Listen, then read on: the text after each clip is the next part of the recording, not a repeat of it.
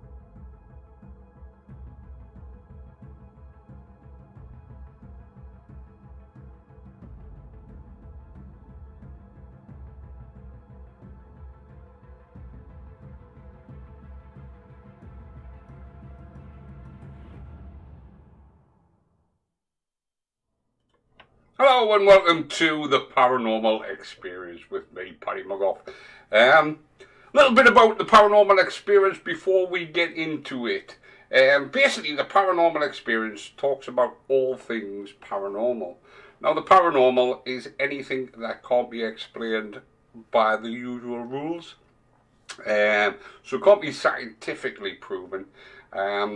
And it's anything unexplained. So you've got the likes of, obviously, ghosts, which is the main thing that everybody talks about when they mention paranormal. And don't get me wrong, we will be talking about ghosts. You've got UFOs, because they come under the paranormal, believe it or not, because it's something that can't be explained. Or until they're explained, should I say. Because when something appears, it's automatically a UFO, isn't it? It's, if somebody throws a stone at you and you're not sure what it is, as it's flying through the air towards you, it's a UFO, because it's a unidentified flying object until it smacks you in the face. And then you know exactly what it is. So UFOs come under that. Cryptozoology is another one that comes under that. Now, cryptozoology is the things that where you talk about Bigfoot, Sasquatch, the Loch Ness Monster. And believe it or not, the gorilla and the giant squid used to be cryptozoology. The reason being is because here in Europe, we never saw a gorilla and we never saw a giant squid back in the day, before obviously the world became the smaller place that it is today. So when people talked about these giant monkeys, then people were like, shut up, man, exactly the same as people do about Bigfoot and Sasquatch. So, does that mean in years to come we will discover that the Sasquatch is real, that the Bigfoot does exist, that there is a Loch Ness monster, that there is a kraken that lives at the bottom of the sea? Because, as I say, gorillas and giant squids were members of cryptozoology back in the day. So, as I say, we'll be discussing a lot of the paranormal stuff. Now, from the outset, I should let you all know that I am a non-believer. I don't believe in ghosts, etc. But I'm very interested in it. And the reason being, my main interest is because of the fact of I don't want the end of my life to be the end of my life. I would like to think that there was something waiting for me on the other side. I lost both my parents, my father when I was very young, my mother I wasn't very young, but I was still young when I lost my mother. And obviously I would like to see them again. So I'd like to think that there is something after we shuffle off this mortal coil, as they say. So that's what interests me, because I would like to think that there's something there. Whether it's just me going into, wherever, heaven, hell, whatever you want to call it. I mean, my father always said that heaven and hell was a place that was on earth, and you made your own heaven and hell and this, that, and the other. And after you die, you just go off, and you become a nothing, basically, an entity, or a non-entity, should I say. But I would like to think that there was something there. Whether that includes coming back and visiting people is a completely different subject. But I would like to think that there was something there. So I got very interested in the paranormal at a very young age.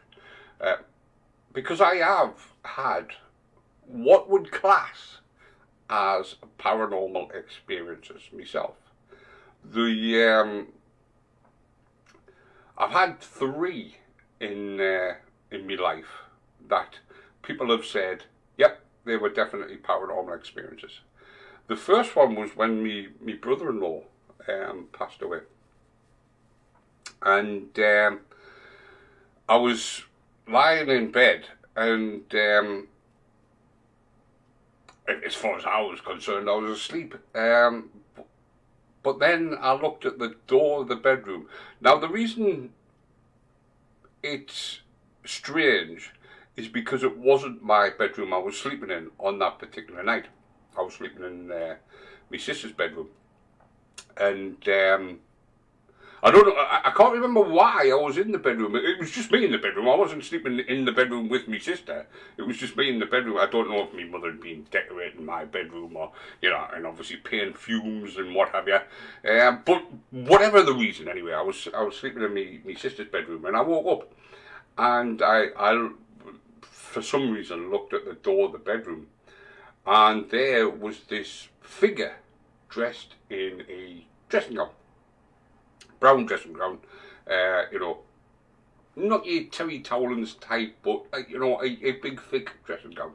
And the figure just stood there, didn't do anything, didn't come towards me, didn't make any moves at all, just literally stood in the doorway, and then went.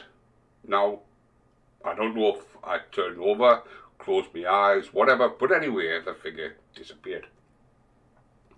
Now, I found out the next day that my brother-in-law had passed away.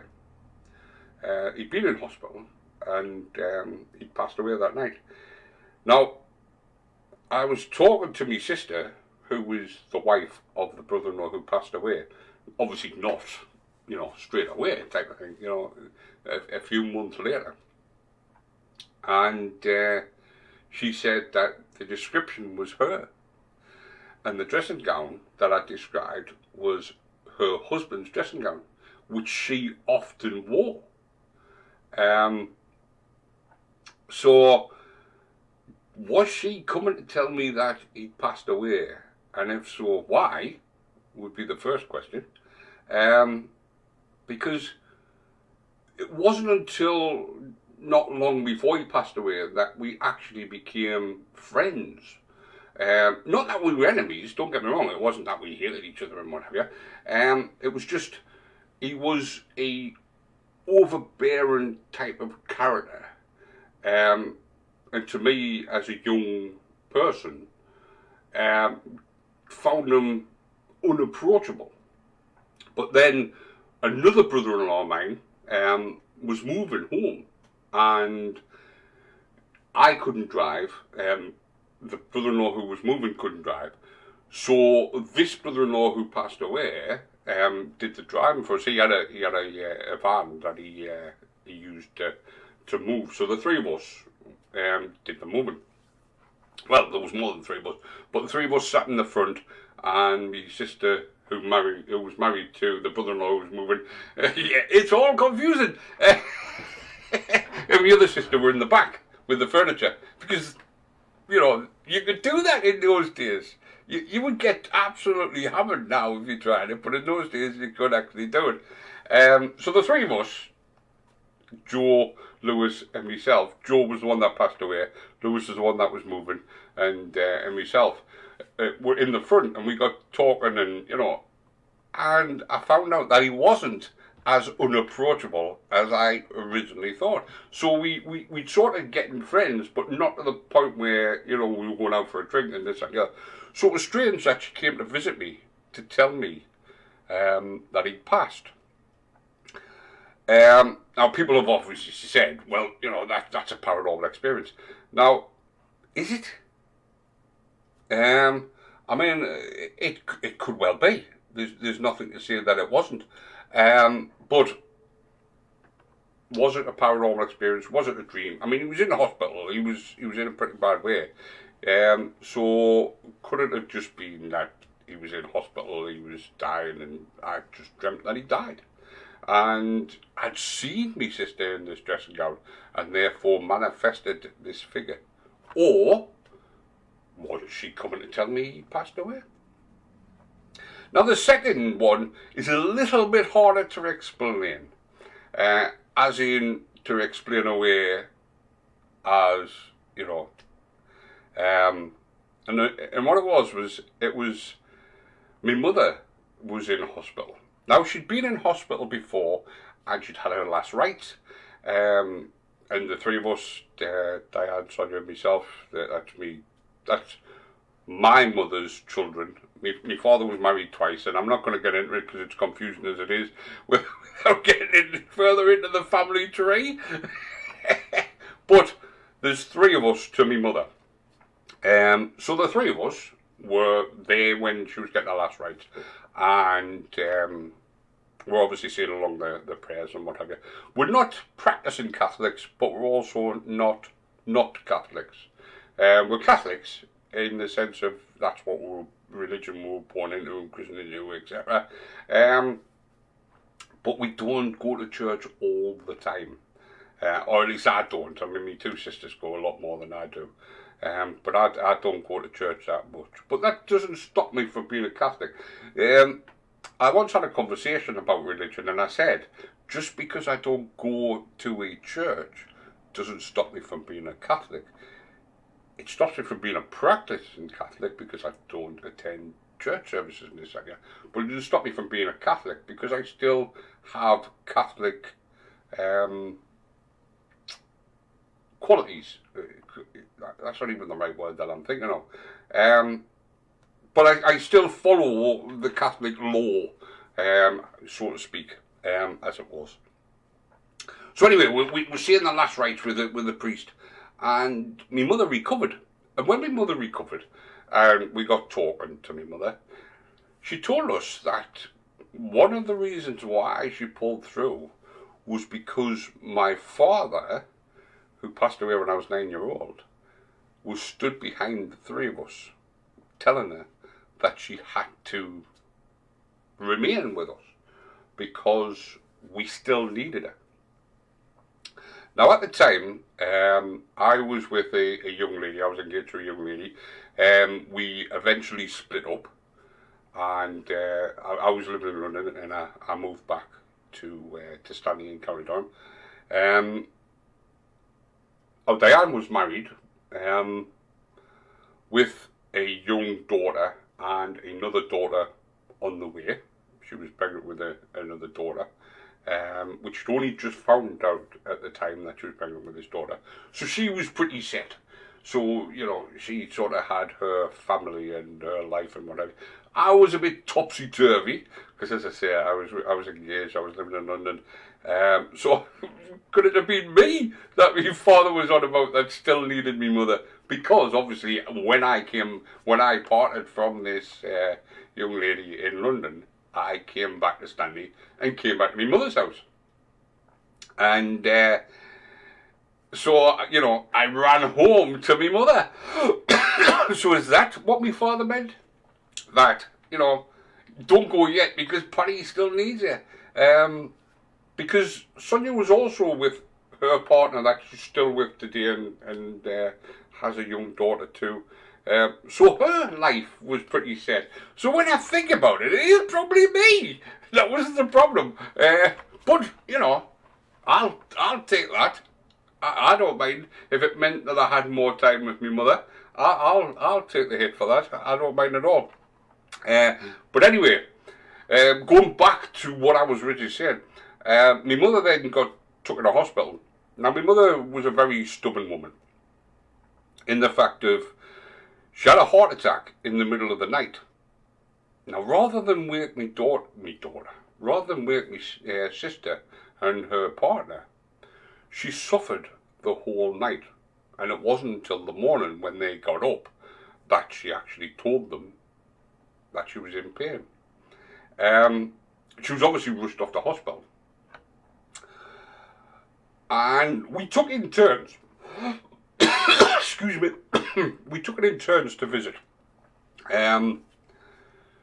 Exactly the same as what we had when she was in the coma a few years ago. Diane and Sonia would go and visit, then I would go and visit the next day, and then Diane and Sonia, and so on and so forth. Well, obviously it was a little bit different now. Diane and her family would go and visit, Sonia and her family would go and visit, then I would go and visit with my then fiancée. And it turned out that it was my turn.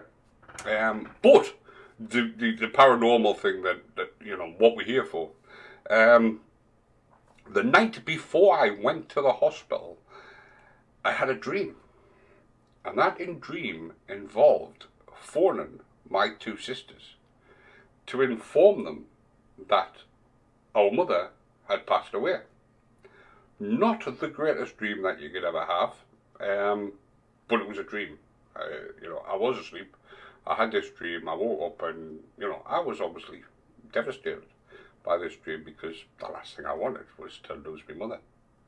I arrived at the hospital, and the curtain, before we got into the ward, we walked up a hill past the ward, and my mother was in a room where the window was right next to the path of the hospital. Now I, being who I am, said to my fiancée, I'll go and pray on the window and give her a shock.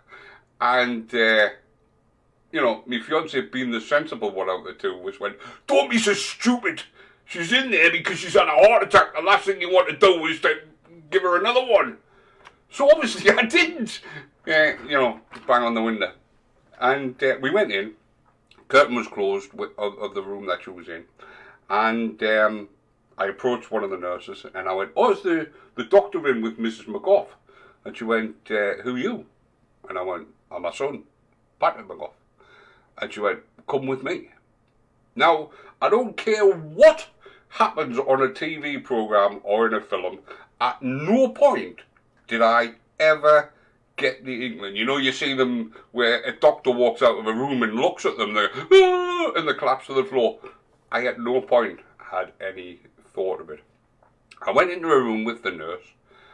She said, would you like to sit down? I was like, yeah, sure. Why not? And again, no inkling whatsoever. I then sat down. She then proceeded to tell me that my mother had passed away that morning. Now, I still didn't get what she'd said. It wasn't until my fiancée grabbed my hand and obviously started to cry. So she basically told me what was happening. It then dawned on me what the nurse had said. And obviously, I started to cry myself. I then pulled myself sort of together. And you know what's coming next?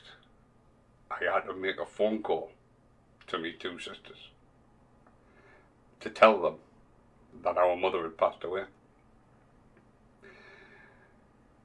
The worst phone call I've ever had to make, and I'm sure me 2 sisters will agree, it's the worst phone call they've ever received,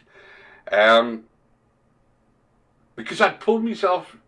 Obviously, I didn't get over my mother had just passed away, but I'd sort of pulled myself together to the point where I could actually talk. So I started to say, that mother had passed away, and I heard that both of them on the other end of the line break down, which obviously set me off again. The nurse had to take the phone off me, because I was literally just crying and slobbering all over this phone. And, so the nurse had to take it off me. So that is my second experience with paranormal. So I had a dream that I was going to make this phone call, that the very next day I made the phone call. And my third experience happened not so long ago. The fiancée that was with me when my mother passed eventually became my wife. We're no longer together. We have a couple of children, but we're no longer together. But we've remained friends, don't get me wrong. We're probably more friendly now than what we were when we were married. But we're still friends, She got married just before the pandemic kicked off and what have you. And, and I was one of the first to congratulate her. He's a nice bloke that she's married. A lot nicer than me. But anyway, we're not talking about that. So anyway, the woman who, like I said, eventually became my wife, her father was diagnosed with cancer round about the same time that me and her had parted. And it was devastating news, because he was a really, really nice man. You hear people say all the time, oh, he's a lovely bloke and whatever. Well, the thing was, this man was a lovely bloke. And I'm not just saying that, he was. I don't think I know of any person who's ever had anything bad to say about him. I most certainly haven't met him, whether they were just being nice because he was my father-in-law and, eventually the grandfather of my children, or whether he was, genuinely nice person, because, as I said, I have never ever heard anybody have anything bad to say about him. He was a really nice bloke. So anyway, he developed cancer. And he fought it, and he was diagnosed as being clear. But then it came back, and it came back with vengeance. And he was eventually on his deathbed, so to speak. And he was bedridden, and he was given, obviously, the end of life care. There was a nurse came every day to look after him. My children's grandmother, his wife, she looked after him, pretty much did everything for him, because he was bedridden. He literally couldn't get out of bed. Then the pandemic hit, and he was obviously, nobody was allowed anywhere near him, because of the state he was in, plus the fact of, social distancing and this and that. So I went with my daughter, his granddaughter to the house to pay him a visit, because she lives in London, so she doesn't come up here very often, but when she does, obviously she likes to do the rounds of visiting the family, as it was. And we went to the house. Obviously we couldn't go in because of the pandemic, so she looked through the window and saw him lying in bed, whatever. He was, drugged up the eyeballs, so he although her grandmother told him that she was there, he didn't have a clue. But anyway, a couple of days later, we get a phone call to say that he passed away. Now, what's that got to do with the paranormal, I hear you say? Well, the visitation from my sister about my brother-in-law's passing, the dream about the phone call that I had to make about my mother's passing, I had a very similar experience the day before I got the phone call about him passing, and that was that he came to visit me for no reason. Didn't say anything, didn't do anything, he just turned up. Again, I was in bed. So the simple answer is don't go to bed. But again, I was in bed, and he turned up. Was it a dream? Was it him visit me? And if it was, why? Because I had been parted from his daughter for over 10 years. She was now married to somebody else. So why would he even come to me? That's the thing that I don't understand the most. But also, he never said anything. He just came. So it wasn't even that he was trying to tell me something. He just came, and then, as I said, the very next day I get a phone call to say that he passed away. So that's the three experiences I've had with what would be classed as the paranormal. And people instantly go, them that believe the paranormal, because I believe there's three types of people. Well, four really, but the last one is sort of two people. It's the same thing, but it's two people. You've got the people who believe in the paranormal. You've got the people like me who don't believe in the paranormal. You've got the people that believe that everything is paranormal, and you've got the people that will absolutely 100% say that the paranormal does not exist. The last two are the two people that I just don't want to talk to. I don't want somebody to tell me that ghosts definitely exist and I'm an idiot for not believing them, because they've got a closed mind. Now, people often go on about skeptics having a closed mind, but a person who believes 100% that everything's paranormal has a closed mind just as much. Because if you think everything is paranormal, then you're not willing to accept that it might not be. And you have to look at everything with a skeptical mind, because not everything could possibly be paranormal. And a lot of the times, stuff are proven not to be paranormal. And then you've got the people who are the ones who will, say that I'm just having a look at the and I nearly said it again, the Facebook. I'm just having a look at Facebook to see if there's any comments on there. But yeah, so you've got the four types of people. You've got the person who believes in the paranormal but is willing to look at it with a skeptical point of view. Now, Dave, who presents the Essential Selection on a Friday evening, tomorrow night at 6 p.m, he is of that mindset. He's a believer, but he does look at it with a skeptical sense. Now, he says scientific. Now, if he looks at it scientific, now scientists will categorically state that the paranormal doesn't exist. because they look at facts rather than possibilities. So a scientist would say that the paranormal doesn't exist. So I see more of a skeptical mind than a scientific mind. But if he wants to go with scientific, that's entirely him. But I go more with skeptical. So he'll look at something and he'll ask the question, is it paranormal? Is it not paranormal? There's these factors and that factors and this, that, and the other. Now I do the same, but in the opposite way. He'll come down on the possibility of it being paranormal, whereas I come down on the possibility of not being paranormal. So we both get told the same story.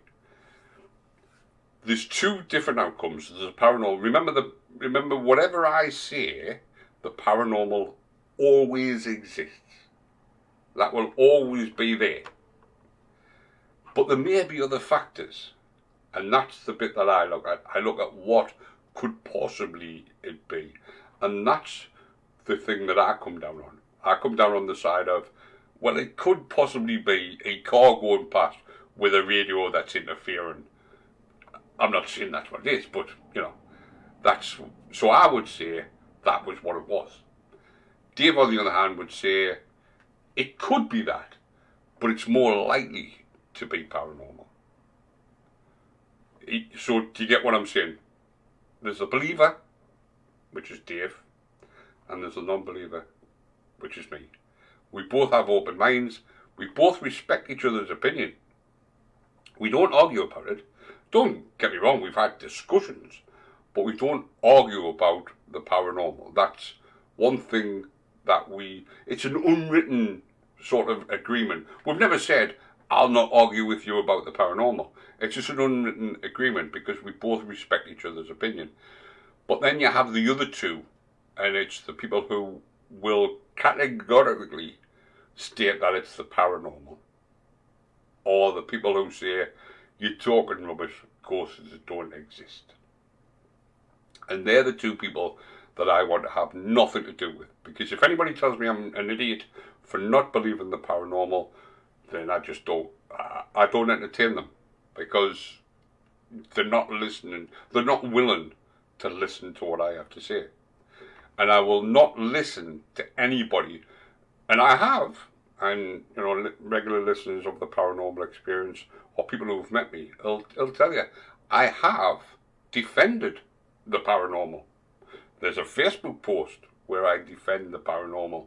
Where we did a visit to Welcome Tavern, and people started, these skeptics started saying it was hocus and we were conning people. Now, I don't know how somebody like me who doesn't believe in ghosts can con people into believing in ghosts. It makes no sense whatsoever, because the last thing I'm trying to do is convince people like ghosts exist, because I don't believe in them. So why would I try and convince somebody that they don't exist? And that's why this show is slightly different to other shows, like The Most Haunted, like Ghost Adventures, Ghost Hunters, all them. And it's because it's run by a skeptic. Most shows are run by believers who will do stuff to make you believe that a ghost exists. Now, obviously, we've had the very famous Most Haunted Derek Akura incident, where he was supposed to have seen, or supposed to have talked to his spirit, which turned out to be an anagram of his name. Or Derek is a hoax or something like that. I can't remember the exact name. I'm sure somebody out there will be able to tell me what it is. Or Derek is a con or something like that. I don't know what it is. I mean, sadly, obviously, Derek is no longer with us. And the problem is, with somebody like Derek Akura, he might have had the gift, as they call it. Some people call it a curse, some people call it a gift. Depends on how you look at it. He might have had the gift, but the problem is he did do this one incident, and it's always the bad incident that you get remembered for. I mean, there's a joke, I'm not going to tell it because it is quite risky, but there's a joke about a guy who ran into a school to save children from the burning school, to save children from the burning school. Do they call him, Sam the firefighter? No, they don't. He saved a man's life from drowning. Do they call him Sam the lifesaver? No, they don't. And then he had an incident with a sheep, and that's what he's known as. So it's always the bad thing that you get known for, never the good thing. So did Derek Akura have the gift, the curse, whichever? We'll never know, because obviously sadly he's no longer with us, but also because he'll go down in history as Derek the Con, Derek the Hoax, which is sad. It's a sad thing, but it's so easy for people to jump on that wagon and and accuse somebody of something. I mean, he did do it. It's not an accusation. He did do it, but it's so easy for people to do that. So you'll never ever get anything like that on the paranormal experience. If we experience something, then we experience it. If we don't experience it, then you'll see we don't experience it, because we don't hide anything. We've got two. If you go to the website, the paranormal. If you go to the Facebook page, the paranormal experience. In fact, I think they're on the website as well. We have the videos of 2 ghost hunts that we did. And both ghost hunts, nothing occurred. When I'm saying nothing occurred, I went to Winter's Gibbet and had a ghost box and spirit box and whatever. Had a EMF recorder and this, that, and the other, and we got nothing. We encountered nothing. The Welcome Tavern is a different story, because the Welcome Tavern, I didn't experience it, but Dave, who was adjusting, making sure that the sound was correct so that it came out of the radio and this, because obviously we were in different rooms doing different things, he experienced a heat fluctuation. He was sitting in a seat in the pub, and it suddenly went cold. Now, we hadn't gone round checking all the doors and windows to make sure that there wasn't any draft or anything. But where he was sitting wasn't really in any draft sort of places.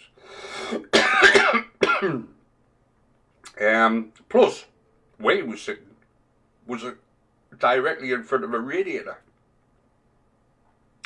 So the last thing he should have been feeling was cold, because the radiators were quite warm. Now Christine, who's our resident paranormal investigator, and you'll see Christine on the video if you watch the Welcome Tavern video. Christine, we had an infrared thermometer. Now Christine used the infrared thermometer, and there was, according to the infrared thermometer, a fluctuation in temperature.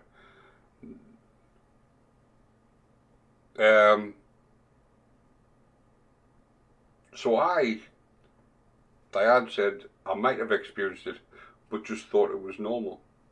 Possibly. There is that, yeah. I then sat in the seat, and the time that I sat in the seat was obviously after the incident. I didn't feel any temperature change. There was nothing different for me. But that didn't mean that it didn't happen. Just because it didn't happen to me doesn't mean it didn't happen. And this is what I'm saying about having an open mind. It's about, what you what you would do, or what happens. Now, the other incident did actually happen to me. Now, I'm just getting something in my eye, in case you wonder. I think there's a fly just flying in front of my eye. Something's just committed suicide into my eye, you know. But anyway, you know, I'm in case you're wondering what I'm doing, I'm trying to find me pup, because obviously I can't put this on screen, the pup, because it's got a brand all over it. So I obviously can't show you it, but I am just pouring a bit of pop here. Nearly spilling it all over myself. In case you're wondering what I'm doing, I am just pouring a bit of pop here. I'm not doing nothing going toward. And just to prove it, there we go. And it is pop. But obviously I can't put the I obviously can't put the actual bottle on the screen due to advertising. But anyway, you know, we're not talking about me drinking pop. What we're talking about is this. So anyway, this next incident happened with me. Now, I'd never ever seen an EMF. Didn't even know what an EMF was. I thought it was a band from the 80s. Was it the 80s or the 90s? I can't remember. When was EMF out? It's not like I actually present a music show or anything, is it? But anyway, Christine, as I said, our residential paranormal investigator, she's probably sitting there going, what? But yes, she is, because she's the one that does investigations all the time. We just turn up, you know, we turn up with all the gear and go, hey, we're here, you know, and record it and whatever. But Christine does them all the time. And so anyway, Christine had this EMF and she's getting around and she's, you know, and I'm thinking, hold on a minute, you know, Christine's trying to con me here, because she kept squeezing the box. So I thought, oh, she's squeezing the box, she's making it do that, you know, it's a static electricity in her body and, you know, this, that and the other.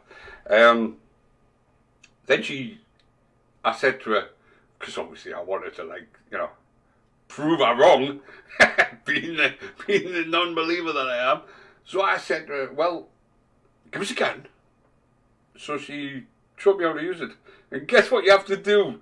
You have to squeeze a button on the side of it to get it to work. So you have to squeeze the box for it to work. So she wasn't squeezing the box to make it do anything. She's squeezing the box to make it work because you have to. So anyway, I get this box and I'm zooming around the place, which you'll see on the video, and I'm getting no reading at all. And then I come to this one spot and it boosh off the charts. So I'm like, way, we've got something, you know, we've got one, you know, doing the Annie Potts from Ghostbusters. I didn't even know what I know she's called Annie Potts, the actress, but I didn't know what the character's called in Ghostbusters. But anyway, I'm like, we've got one! Because it obviously went, like, off the charts. So, but then it disappeared. It stopped. And it was sort of, did we get something? Because obviously, like a human, you know, which ghosts were once over, we don't stand still. So, if I walk into a ghost in a spot and get an EMF reading of the charts, and then that person decides to move, I'm not going to get the EMF reading anymore, am I? So, the non-believer in me said, there must be something round here that caused that to do that. Remember, I'll always look for an alternative before I'll come back to the paranormal. And if I can find an alternative, which I always have been able to, That's the side I'll come down on. So, Dave, who was doing the sound, obviously heard my exclamation of, excitement, come running in, to see what had gone on. And I told him, and he went, "That's a hit." Now, a hit, for those who are not savvy, shall we say, about paranormal investigations, hit is when you hit a ghost. And I don't mean like physically punch one in the face, but when you get a ghost, it's called a hit. So he says that would be classed as a hit. Christine and Dave both came down on it's paranormal because there's nothing around.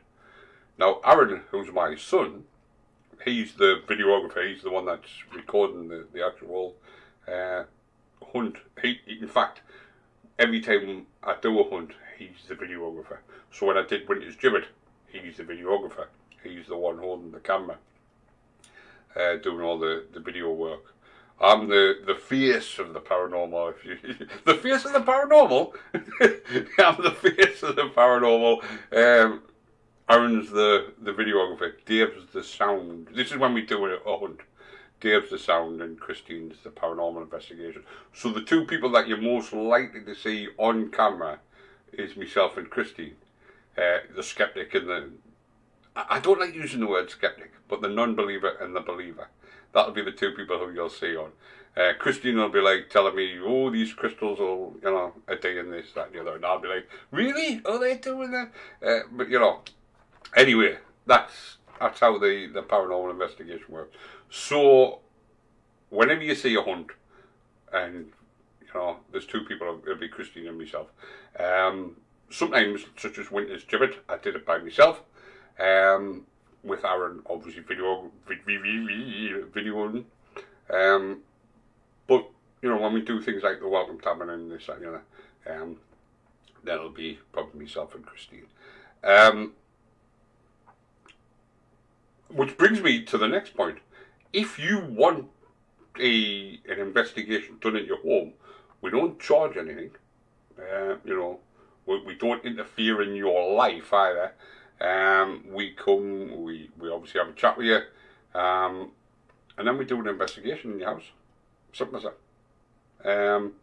If you've got things that go bump in the night, then please do get in touch. But anyway, getting back to this, so this AMF is going crazy. Both Christian and Dave have gone, "It's a hit. You've definitely got a ghost there. There's nothing there that could interfere." Aaron and I are going, "There's got to be something. There's got to be something for this." Now, I rewatched the video, and something I didn't notice at the time, and I should have done, is that when I get the hit, I'm stood under a smoke alarm. Now, I am not saying the smoke alarm caused it, but what I am saying is that's a possibility. Another possibility I found out is mobile phones. Now, it was our very first one. We were sort of just, cutting our teeth. And we were carrying, everyone, including myself, was carrying a mobile phone. Now, a mobile phone affects an EMF. If you get a message, if you get a phone call. So did I get a text message? Did I get a Facebook notification? Did I get a phone call at that particular time? And is that what set it off? Or, don't forget, the paranormal is always there. So, could have been the smoke alarm, could have been mobile phones, or it could have been the paranormal. So, if you go onto our Facebook page, look for the Paranormal Experience. Christine says, because obviously Christine, being the resident paranormal investigator, she was obviously prepared, and her phone was in the box, out of the way. So yeah, we know that now, Christine, because we're starting to get there. We are. we need a lot of we need a lot of teaching, and Christine's obviously the person to teach us. I mean, we did actually do last year. We did a paranormal investigator course during the paranormal experience. So therefore, everybody who listens to the paranormal experience is a qualified paranormal investigator, because there is no such thing as a qualification. So anyway, I'm going to finish this hour off, because we've got the news coming up, and also we've got a cabinet of curiosities. Now, those who don't know and have never listened to the paranormal experience before, cabinet of curiosities is just a short couple of stories about things, strange things that have happened in the past. Curiosities. It's a podcast by Aaron Mankey. Absolutely amazing podcast. So, you know, if you look for wherever you get your podcast for, and look for the Cabinet of Curiosities by Aaron Mankey, then please do, because it is very good. I mean, I think it's up to about 300 shows. And as I say, they're about 20 minutes long, so they're not even like massive shows, and you know they are pretty good. I mean, I people buy his books for me and this and the other, because they are really, really good. But anyway, so that's my experience of the paranormal. When we come back after the news and the Cabinet of Curiosities, we'll discuss about the Northeast. And what haunted locations there are in the Northeast. But don't forget, if you've got a story that you want to tell me, please come into the chat room. You know, and let's have a hear of what you've got to say, because we do want to hear from you. You know, as much as I can talk for England. We do want to hear, you know, we do want to hear from you. So please do join us in the chat room, or go on to Facebook, as I said, go on to the chat room, the page room, go on to Facebook. That's me, just repeat myself because I've clicked onto Facebook there. But go into the Paranormal Experience Facebook page. I'm going to change that, because I think it's better to be shared on the Amber on Radio page rather than the Paranormal Experience page. But yeah, go on to the Paranormal Experience page, and obviously, you know, give me a comment on there, because you know that's what it's all about. It's all about listening to you. Now, we are in the process of setting up a phone line. Where you'll be able to call the show, and obviously we'll be able to have a bit chat and discuss your paranormal experiences. But don't forget, if you've got a place you want us to go and investigate, then also please do get in touch. But the show itself, as I say, we'll be discussing all things paranormal throughout the show. But the main thing that I will say to everyone listening, and to everyone who joins in either chat room, Christine says that was really successful the last time. Yeah, we did try originally the Paranormal Experience was meant to be a phone-in show.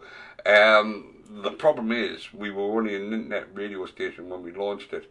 And the internet is vast, and although we had lots of people listen to the show, nobody called in. Well, there was one person called in, wasn't there, Christine? And I think that was more just to tell us for everybody else to phone in.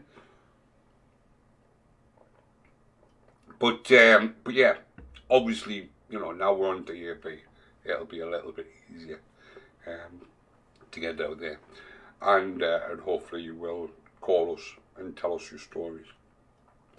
But what I will say, and it's the most important thing about the paranormal experience, respect. It's a word that I'll use a lot during the paranormal experience. And I've already said, me and Dave, I am drinking pop, yes. Obviously you're not watching on Facebook, but yes, I am having a slurp every now and again just to keep the throat going. But yeah, as I mentioned earlier, Dave and I are a believer and a non-believer, and we respect each other's opinion, which is the reason why we get on so well. And that's what we think it's all about. It's all about respect. Now, we can all, say, oh, the paranormal doesn't exist or the paranormal exists. But what I will say is, if you come into the chat room and somebody is saying something, if somebody says something about the paranormal and you start disrespecting what they're saying, whether you're a paranormal believer or a non-believer, if you say anything disrespectful, you'll get a warning. 3 warnings and I'll boot you from the conversation. It's as simple as that. There's no ifs and buts about it. Respect is something that I treasure more than anything else, especially when it comes to the paranormal. So therefore, if you don't respect people's beliefs, regardless of your own, then I will boot you. No two ways about it. These guys who were on the Facebook page who were pretty much disrespectful, I told them exactly what I thought of them, because that's the sort of guy I am. Anyway, so remember, respect is the most important thing. Whether you believe, whether you don't believe, I don't actually care. I honestly don't care if you believe in the paranormal or if you don't believe in the paranormal. That is your choice. What I do care is that you respect other people's opinions. Now, I have no problem with you disagreeing with somebody, but there's a difference between disagreeing and being disrespectful, and that's what it's all about. So anyway, I'm going to take a break now where I can have a drink without Diane listening to me slurping, and I shall be back after the news with sorry, I deal with a drink by the sounds of it. But yeah, I shall be back after the news with more paranormal. But in the meantime, go make yourself a cup of tea, listen to the news, do whatever you've got to do, and I'll see you shortly. After allegations of intimidation from some Conservative Party members and backbenchers over their lack of confidence in Boris Johnson. Senior Tory MP William Ragg claims a number of cases have happened and is urging them to contact police. The Scottish politician Alistair Carmichael says it's unacceptable. This is a behaviour of the sort that I have never heard. We all understand the need for whips to maintain discipline, but this owes more to the tactics of the mafia than anything that you will find in Erskine May. And the industry boss has warned that energy bills could increase again in October after a predicted 50% jump for millions of households in the spring. Emma Pinchbeck, the chief executive of Energy UK, says bills are expected to rise in April and again in October if nothing changes. 2 men have been arrested in Birmingham and Manchester as part of the investigation to rise in April and again in October by the British hostage taker Malik Akram. 2 men have been arrested in Birmingham and Manchester as part of the investigation to rise in April. Released the final phone conversation between the Blackburn man and his younger brother. In it, he urged his brother to surrender. You don't need to do this. Why are you doing, man? Just pack it in, You'll get a bit of time and you'll come out. Manny's come back to Black. Do you know what I mean? He's come back last week. Do you know what I mean? Done his time. Whatever you're doing, man. Think about your kids, man. Think about these guys you've got there. They're innocent people, man. 2/3 of UK adults have seen their cost of living jump over the past month as energy bills soared and price rises filtered down to supermarket shelves. The survey by the ONS found of those who saw their cost of living rise, 87% reported increasing food shop prices and 79% cited rising energy bills.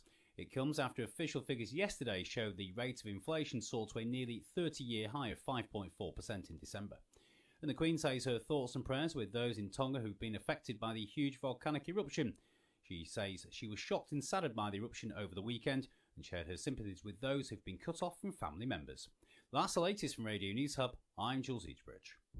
Were you advised to make changes to your pension? If you transferred out of a work pension into something else like a SIP, then you could be entitled to thousands of pounds in compensation. Even if you can't find the paperwork or the company no longer exists, here at Keller Langton UK, we could still help. Text RETIRE to 66777 and Keller Langton UK will make an assessment to discover how much you could be owed. It's got to be worth finding out. Text RETIRE to 66777 now. Friday should be mainly dry. There will be some cloud, although some areas will see plenty of sunshine as well. Temperatures reaching a high of 8 degrees Celsius. Our world is full of the unexplainable. And if history is an open book, all of these amazing tales are right there on display, just waiting for us to explore. Welcome to the Cabinet of Curiosities.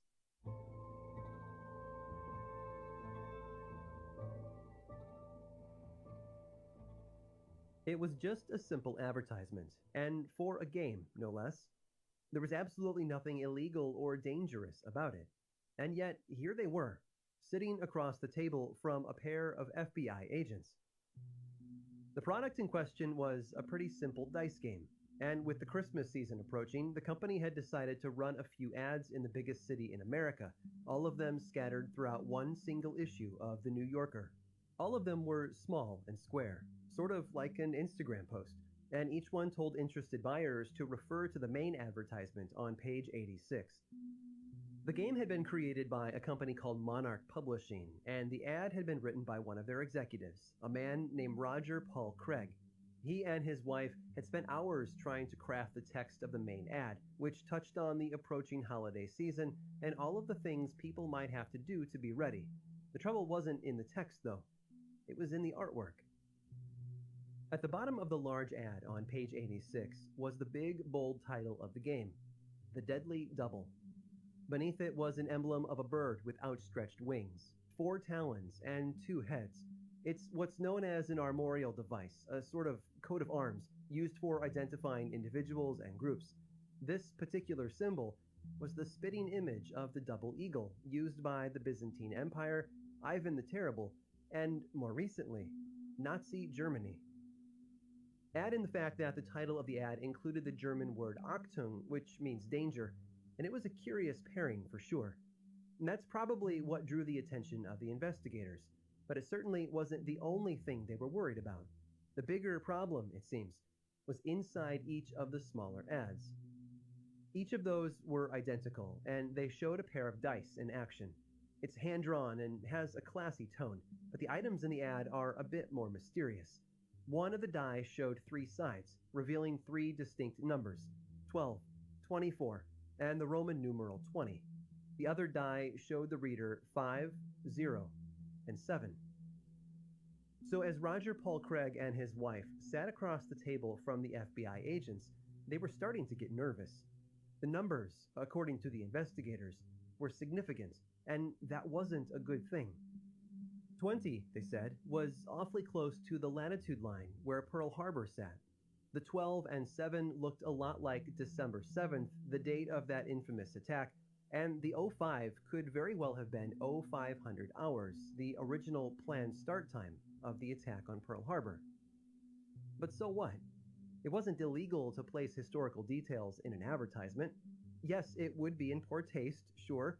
Over 2,400 lives were lost in the Battle of Pearl Harbor, so it's probably not the best subject matter for a dice game looking for gangbuster Christmas sales. But the trouble wasn't the subject matter. It was the timing. You see, the ad that Monarch Publishing placed in The New Yorker was published in November, on the 22nd, in fact. November of 1941, 16 days before Pearl Harbor was attacked.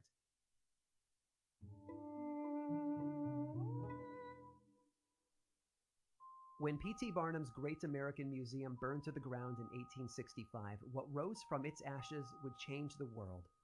Welcome to Grim and Mild Presents, an ongoing journey into the strange, the unusual, and the fascinating. For our inaugural season, we'll be giving you a backstage tour of the always complex and often misunderstood cultural artifact that is the American Sideshow. So come along as we visit the shadowy corners of the stage and learn about the people who were at the center of it all. In a place where spectacle was king, we will soon discover there's always more to the story than meets the eye. So step right up and get in line. Listen to Grim and Mile Presents now on the iHeartRadio app, Apple Podcasts, or wherever you listen to podcasts. Learn more over at grimandmild.com/presents.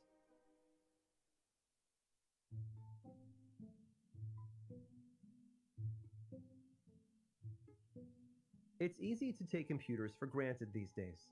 They do so much for us.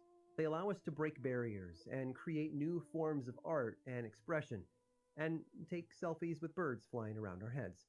Important stuff, clearly, but they haven't always been so small. Take the Apollo guidance computer. It was built by MIT and used by NASA in 1969 for their Apollo 11 mission, and that's the one that put the first humans on the moon. Each one weighed 50 pounds and was the size of a piece of carry-on luggage, but they worked. We landed people on the freaking moon, after all. As crazy as it might sound, though, the mobile phone in your pocket is more powerful than that NASA computer. 32,000 times faster, in fact. You see, computers have a tendency to get smaller and more powerful over time. Go back far enough, and some of the earliest electrical computers were massive and slow. ENIAC is a great example. It filled up an entire room, but in 1946, it was a supercomputer. There's another old computer worth mentioning, though. It's not electrical, but by definition, computers are nothing more than machines that can be programmed to carry out specific tasks. Calculators, calendars, counting devices, that sort of thing. Charles Babbage is the big name in that field, thanks to the calculator he built in 1822. It was all gears and levers, but it did its job nicely. And so did this other one. Like a lot of old computers, it's not in the best of shape today. But when it was brand spanking new, it focused on astronomy. Want to know when the next eclipse was going to be? This computer would tell you. The lunar cycle? You're covered. People could even program it to track the time between special, regular occurring social events. It was brilliant. But here's where it gets weird. This computer is older than Babbage's 1822 device, and yet it's smaller than NASA's Apollo guidance computers, which seems to fly in the face of how useful and advanced it really was for the time. You see, this computer wasn't crafted in the workshop of an English mechanic, or in an MIT lab. It was built so long ago that we forgot about it in the first place.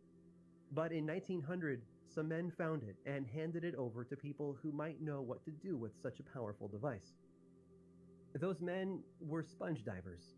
They found the computer underwater, just off the coast of the Greek island of Antikythera, and it hadn't been there since the 1800s, or even the 1700s.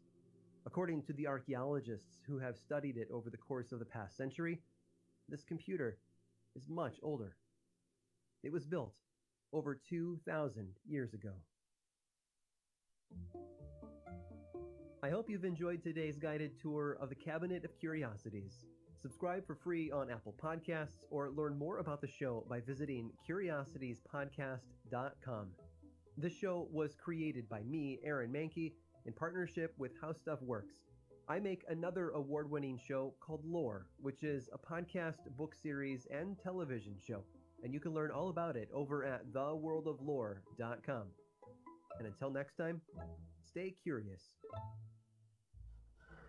So there we go, there's Aaron Mankey with his Cabinet of Curiosities. As I say, a really good podcast. Law, which he mentions there, is also another one. And that's on a Sunday evening between 11 and midnight. We play a couple of stories from Law. Cabinet of Curiosities will be played during the Paranormal Experience. And Law, as I said, is a show on the station between 11 and 12 on a Sunday evening. Now, I'm with you till midnight tonight, so you've got me for the next 2 hours, waffling on about the paranormal. But I'm also on the radio from 7 p.m. on a Sunday evening where I do my music show. So please do join me there as well. But anyway, let's get back to tonight, the paranormal. Pardon me. And as I said, we want to hear your stories as well. We had a couple of stories. I mean, there was one by a lady who her daughter walked into the house and started talking to somebody, and there was nobody there. So this lady said to our daughter, "Who are you talking to?" And she went, "It's my friend." And she went, "Who's your friend?" She said, "Oh, it's this woman. She's my friend." And it was sort of brushed away, nothing came in. And then a few weeks later, they went to visit the grandparents' house of this young girl. And as they walked into the house, there was a photograph. And the young girl said, "There's a picture of me friend." Now, the picture of the friend was the mother's grandmother. So it was her great-grandmother. Now, you may think, well, that's a bit, so what? My grandson will see pictures of their, my grandparents, my parents, who would be their grandparents, and so on and so forth. But this woman, this grandmother or great-grandmother, had passed away long before this young girl was born. So she'd never ever met her, and she'd never seen photographs of her before. But as soon as she saw that photograph, she said that was her friend. Now I know Diane, my sister, has mentioned that her two daughters also experienced talking to a woman in the bedroom. They've now stopped seeing this woman as they've grown up, but when they were younger they saw them. But they say children are more susceptible to the paranormal. Could be true, I don't know. Then we have Christine, our paranormal investigator, who has said that she's experienced her husband, who sadly passed away a few years ago. Is it 13 years ago, Christine? I'm not 100% sure. I mean, I don't want to pry too much. But it's quite a while ago anyway. But she's had experiences of, and being there and snuggling in her, and these hair tickling her nose and this and the other. Yes, Christine says it's 13 years ago. But she's had experiences of him returning. Just tonight, I popped to the local shop, and one of the ladies behind the counter often listens to the show. And so she mentioned, obviously, that I was going to be on the show tonight. And we obviously got talking about the paranormal and this and the other. And she said that the back room of the shop that she works in has an automatic light. So it switches itself off, and when you go in it switches itself on and stuff like that. And there's been times where she's been watching the camera and the lights come on, but there's been nobody there. There's only been the two ladies who work the counter, and they've both been at the counter, so there's been nobody in the back room. The back door's locked because obviously that's where the stock is, so nobody can get in the back room unless you go from the inside. It's locked from the inside, so there's no handles on the outside, so you can't open it from the outside and come in that way. So it can only be opened from the inside, so it's not like somebody could just walk up and open the back door and walk into the shop. But you said that, the lights have come on. It could be a glitch in the system, could be the paranormal. And then a really good story that another sister of mine, Sonia, mentioned. and that was she went to Scotland to a cottage, and she didn't get a good feeling from this cottage. It was dirty. It wasn't the sort of place that she really wanted to stay, but there was something more about it than just it not being a nice place. She had a bit of a strange feeling about it. There was things like handprints on the windows, and which is nothing. I mean, it just means somebody hasn't cleaned the windows. But there was other strange things like faces, like images of faces in the lampshades and this and that. But anyway, there was lots of things about the place that she felt uncomfortable about, so she decided not to stay. So she obviously drove away and went to somewhere else. She got her money back, and that was the end of it, or so she thought.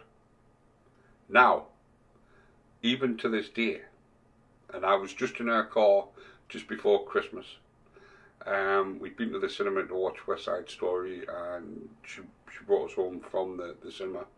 And every time she starts the car, even though she's deleted it umpteen times, and she's actually video recorded her deleting it and showed us the video, even though she deleted it umpteen times, we got into the car just before Christmas, and it still happens other times, but we got into the car at the Metro Centre at Gateshead just before Christmas, and she started the car, and the sat-nav came up with a route planned into it already, and the route was back to this cottage in Scotland.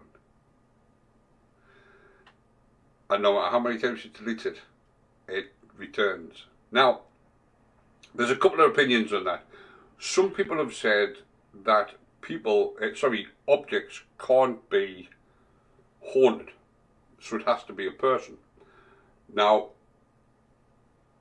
if that's the case, the person who the spirit attached himself to wasn't there, or this is what this person who said that the spirit attaches himself to, that person wasn't with us that particular night, so why was it still sending us to why did the sat-nav still send us there? Unless the person it attached itself to was Sonia. Now, other people have said that items can become haunted, and if that's the case, then it must be the sat-nav that's haunted. So, is it the spirits have haunted the sat-nav, and they've woke up and they've realised they're in Stanley and they want to be back in Scotland? I live in Stanley, so yeah, I fully get the fact of they want to get out of Stanley. Or is it just a glitch in the system and she thinks she's deleted, but she has to go into the cookies and delete it or whatever. I mean, I'm not savvy with technology. That's what Dave's here for. Dave's the technical manager. I'm the voice and the face of Amber on Radio. Dave's the technical manager of Amber on Radio. Christine's the paranormal investigator, and Aaron's the videographer. But is it? I mean, I know about cookies and this, that, and the other. So is it a cookie that's, is it a glitch, or is it haunted and they want to get back to Scotland? Or is it more sinister and they want Sonia and her daughter to go back to Scotland? I guess we'll never know. So, Christine says, Diane says, Sonia's haunted. Try her giving someone else the keys to start the car. And Christian says, that's an idea. Don't let her in the car. So yeah, we can always try that and film it. That sounds like a good idea. We'll do that. I'll have a word with Sonia. So normally she joins us, but she maybe is at work early in the morning or something. Because that's the reason why Dave's not with us, because obviously he's got work. Whereas I could get it. No, I mean I have work as well, but I can go to bed at like 3 o'clock in the morning, so I get up. But anyway, That's an idea. I think we'll do that. I think we'll do that as an investigation. We'll wait until the car's been stood for a bit. You know, maybe over a weekend or something when she doesn't use it as much, and then I'll take the keys and we'll video me getting in the car and starting it, and you know, whatever. I'll do a whole thing where I video myself deleting the route, leave the car for a bit, come back, try it again, and see what happens. So yeah, I think I'll speak to Sonia about that, and we'll have a look into that. And but yeah, any story that you have, please do get in touch. Now, Christine's asked us for a bit of help. So for all yous out there, because I don't know about crystals, so I can't tell her. But for all yous out there, she's got a bit of a dilemma. She's tried an experiment last week by placing crystals on a necklace, on a necklace rack, as I then would not be touching it. Asked some questions and it didn't move. Took it off and held it in my hand, asked the questions and it moved. So she's asking, and this is something that that I've said many times about divining rods and crystals and this, that and the other. So she's asking, is it her who's subconsciously moving it, or does the spirit need her energy to move it?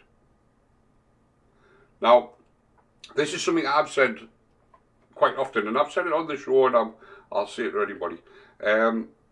I'm not a big fan of anything that somebody holds, because of the fact of, as she said, is there a subconscious interference?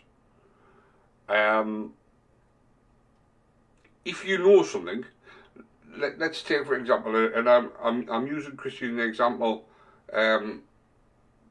but going back to what I said before, it is no disrespect to Christine, but Christine, when we went to the Welcome Tavern, was using crystals, and she was asking it questions that she knew the answer to. So we had some information about the bar. Christine knew some of the answers to the questions. Some of the story. So she was asking it questions based on what she knew, and therefore getting the answer that we expected to get because of what we knew. So was it subconscious, or were spirits really there? Now remember, regardless of what I say, there's always the paranormal. So I might say, yes, Christine, subconsciously you move the crystals. That's my opinion. That's not fact, because I can't prove that. How can you prove it? But the other option is the paranormal. So no matter what I say, given the alternative, car going past, the radio going, interference, yeah, it could well be. But it could also be the paranormal. So out of all of them, the paranormal is always there. The other opinion may change, but the paranormal is always there. Doesn't mean it's paranormal, but it's always there. It's always another outcome. You may say, yes, Christine, subconsciously you're moving the crystals, but the paranormal is still there. There's still a possibility of being a paranormal. Car goes past, interference, could be, or it could be the paranormal. So you see what I'm saying? The paranormal is always in the mix. It's always part of the equation, whereas the other opinions can be exactly that, just opinions. So yeah. So if you know anything about crystals, then please get in touch and, let us know. Because I know people often say crystals choose you. It's a bit like Harry Potter and his wand. Crystals choose you. Because I did, both myself and Aaron, when we did the Welcome Tavern, which you'll actually see on the video, both I and Aaron, or Aaron and I and Aaron, that makes no sense. Aaron and I tried the crystals and nothing happened. But there is one time when it does happen, and I then explain that it's me doing it. You know, it's like movement of the wrist, and I get the crystal going. So yeah, so I was purposely moving the crystals, but when both Aaron and I tried and didn't, we got no response. So is it subconscious, or is it the paranormal? Diane says, Christine gives someone else the crystals and asks the questions. Not personal ones, just random as a test. And Christine says, I have done that, and sometimes it does move. So, do crystals choose you? Or, again, is it the paranormal? So, you know, these are just little things that we're testing out because, you know, we're not trying to catch anybody out. You know, we are looking at the paranormal, and we want to discover what we can, if there is anything out there. I mean, I'm not saying for 1 minute Amron Radio is going to be the station to discover the paranormal.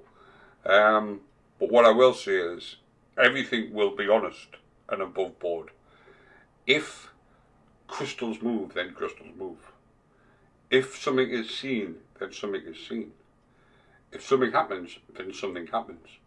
Everything will be investigated. It's not, nobody is going to go, that's paranormal, or that's not paranormal. We're going to look at all the possibilities before we make a decision. And as I say, with the investigations, wherever possible, we will live stream them. So we may live stream the sat-nav with Sonia. Obviously, we'll have the incident where I delete the sat-nav, and then you may have to wait.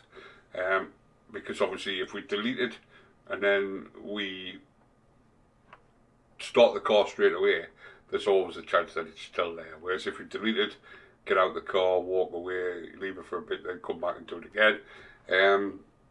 So we may do the recorded bit of me deleting it first, or we may live stream it and then a couple hours later do the live stream of actually starting the vehicle and seeing what happens. But yeah, and the subconscious does play a lot in the paranormal, because your subconscious can play a lot of factors in the paranormal. If you think about being in the dark, it's not being in the dark that you're frightened of. It's the fact of you thinking you're not alone in the dark that you're frightened of. So it's not the dark. Nobody's scared of the dark. People say, oh, I'm scared of the dark. You're not. You're scared of what's in the dark. You're not scared of the dark itself. And, you know, and that's one of those misconceptions of, you know, where people go, oh, I've got to leave a light on because I'm, you know, my son's scared of the dark. They're not. They're scared of what's in the dark. You know, if you're walking somewhere and it's dark, you're not thinking, oh, it's dark, I'm scared. You're thinking, what's in them bushes? What's down that tunnel? Who's that behind me? That's what you're thinking. You're not thinking of the dark. It's not the dark that's scaring you. It's what's in the dark that's scaring you. And it's your subconscious. And it's the same with these incidents. Are you subconsciously witnessing something that isn't there? Is your subconscious making things up? Or does the paranormal exist? There's an incident on Facebook. I mean, I said I was going to get into these northeast, and I will get into the most northeast haunted locations. But I do find the paranormal so entertaining. And when I say entertaining, I don't mean entertaining as in I'm sitting down watching a comedy and going, "Moo!" I mean, I do find it so interesting and so enthralling. If there was a possibility of going to university and studying the paranormal, I would do it.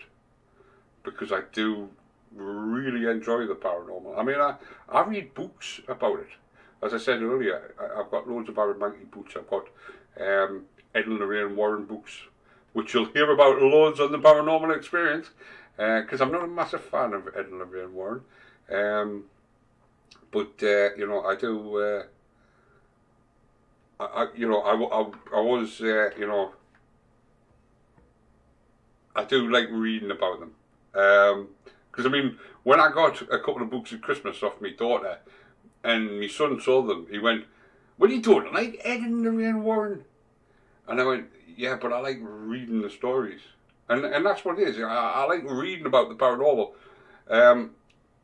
Aaron himself bought me a lot of haunted books. There's a series of books which are wrote about different towns in the UK. And he bought me a load of them for Christmas. They're only little, like, pocket-sized books, but they are really good. And he bought me a load of them. I mean, they're only a couple of quid, but he bought me a load of them for Christmas. And, you know, they are really good. And as I say, I love the Aaron Mankey stories and whatever. And that's the thing, your subconscious plays tricks on you. Chrissy says, "That's why I don't have my feet over the side of the bed. I know it's right down to the floor, so nothing could be underneath the bed, but I'm not tempting fate." So as I say, it's your subconscious. Diane said she wasn't scared of the dark before now, but thanks, Paddy. But yeah, that's the thing. It's not the dark that you're scared of. I mean, a prime example of how your subconscious work is many, many years ago, the film Friday the 13th came out. And I'm talking about the original series, not the one where that's just come out now. Because the original one, the question was, who's the murderer in the first Friday the 13th film? And everybody says Jason Voorhees. And everybody's wrong. Because Jason Voorhees is not the original murderer in Friday the 13th. And if you've seen the original, you'll know what I mean. I'm not going to say, but if you think it's Jason Voorhees in the original, then you haven't seen the original, because it's not. But anyway, just because you remind me about the underneath the bed and the subconscious, there's a bit in it, and I believe it's Kevin Bacon in one of his first film roles. But he lies on this bed, and a hand comes out from under the bed and grasps his forehead and holds him in place. And then one of those, and I don't know how they do it, because if a hand is on the head, I don't know how they work the drill, because it's one of those hand drills. But anyway, hand comes from under the bed, grabs him by the forehead, and then a hand drill comes through his throat. Now for years, and years and years and years, I wouldn't sleep anywhere near the end of a bed. So that nobody, because I've always slept in a double bed, I wouldn't sleep anywhere near the end of the bed so that nobody could reach under the bed, or reach from under the bed, grab me by the forehead and drill me through the throat. Don't know why they would, but I couldn't. And it's simply the fact of, subconsciously, I believed that somebody was under my bed and wanted to drill through my throat. So anyway, the answer is, we had a paranormal experience the other day. Emily switched off the TV and was on the computer. The TV then switched back on again. She switched it off and it turned on. So off and on it went. She was like, "Mum, TV being odd, keeps turning on, spooky." And then eventually she goes to work. So obviously she was really bothered about the TV going on and off. But yeah. So that's how your subconscious works. anything you watch, read, or anything, you get into that situation where, and it's your subconscious. It's a horrible place, or it can be a horrible place, should I say. I mean, sometimes it can be a nice place, but it can be a horrible place because if you think about something, then it could affect you. And as I say, for a long time, and I'm not talking like a couple of days after seeing the film, I mean, I'm talking weeks after seeing the film before I eventually started to think of other things when I went to bed. But yeah, for weeks after the film, I wouldn't sleep anywhere near the end of the bed so that nobody could reach from under the bed, grab me by the forehead and drill through me throat. Anyway, so yeah, so that's the sort of weird and wonderful things that I get up to in my life. Not sleeping at the end of the bed in case I get my throat drilled. So Diane says she went downstairs and looked into this. TV did not switch on when she tried. She found the remote under her computer. Every time she went on the laptop, it pressed the on button. So yeah, so obviously it was like, well, the TV's switching on and off, whereas it wasn't. And this is what I was saying about alternative things. Obviously the first half of the story we got, and there'll be some of yous, and I guarantee that there'll be some of yous out there going, ooh, that sounds paranormal. Yeah, but then you get the second half of the story and you find out what was causing it. And then it's like, oh right, it wasn't paranormal. There was a picture shared on Facebook not so long ago, and I will get to these haunted locations in the northeast. But there was a picture shared on Facebook, and the person who took the picture was like, "Can you see the monk?" And you looked at the picture, and it did look like the old monk, you know, with the hood up, and you know, the old Jedi style monk thing. And it did look like that. But then somebody shared a photo of the same location, but from a different angle during the day. And you could see that it was part of the wall that jutted out. And the way it jutted out, it looked like the shape of a monk. You could see why it sort of looked that way. It was like rounded and this and that. But it was took at a different angle and from the day. So therefore you could see what it actually was. Now if you just saw the first photograph, you'd have gone, that's a ghost monk. Because that's exactly what it looked like. It looked like a ghost monk. But then you see the second photograph and you go, that's what it is. And this is where we go back to people who will be adamant that it's something paranormal.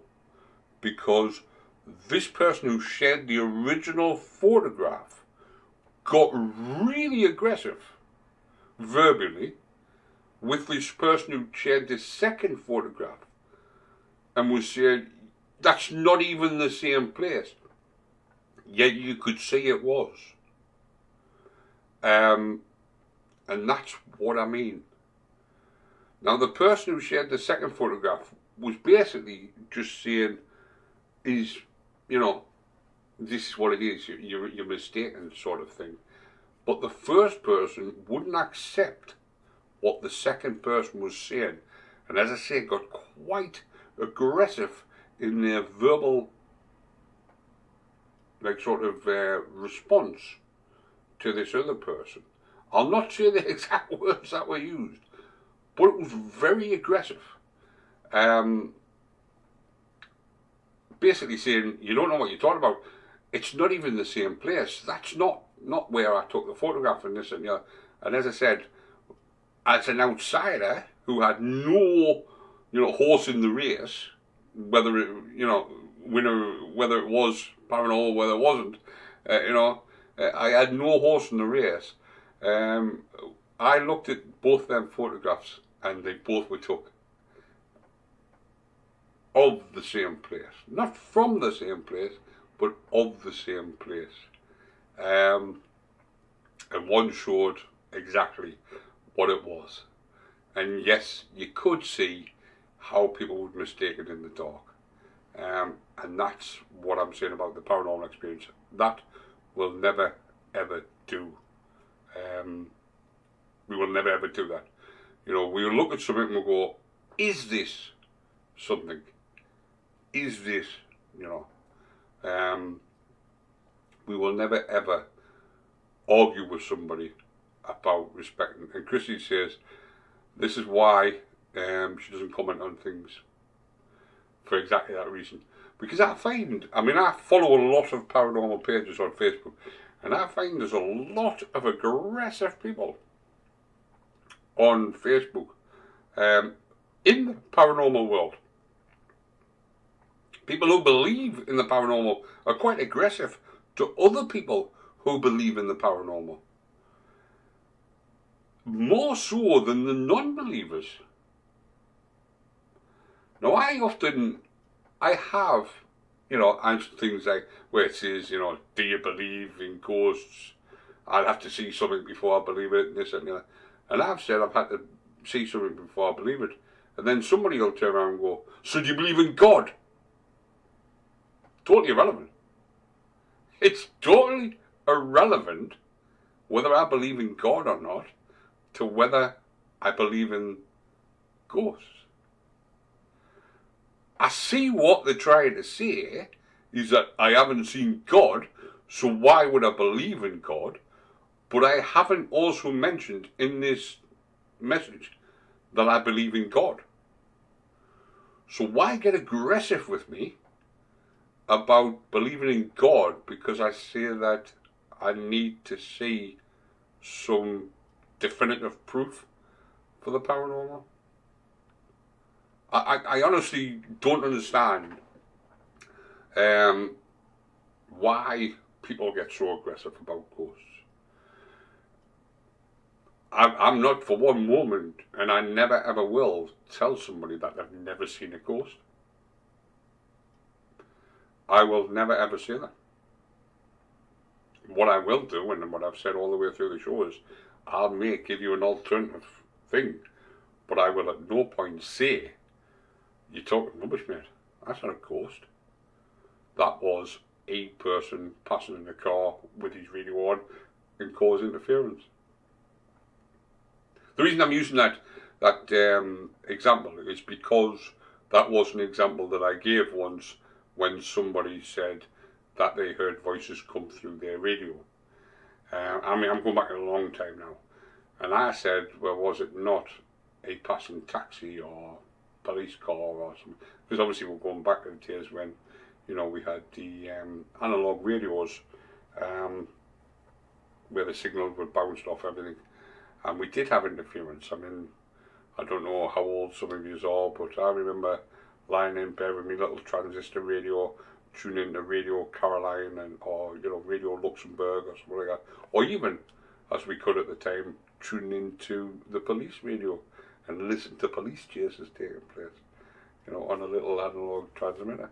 Because that's, you know, what you could do. You know, if you got the right frequency, you could listen.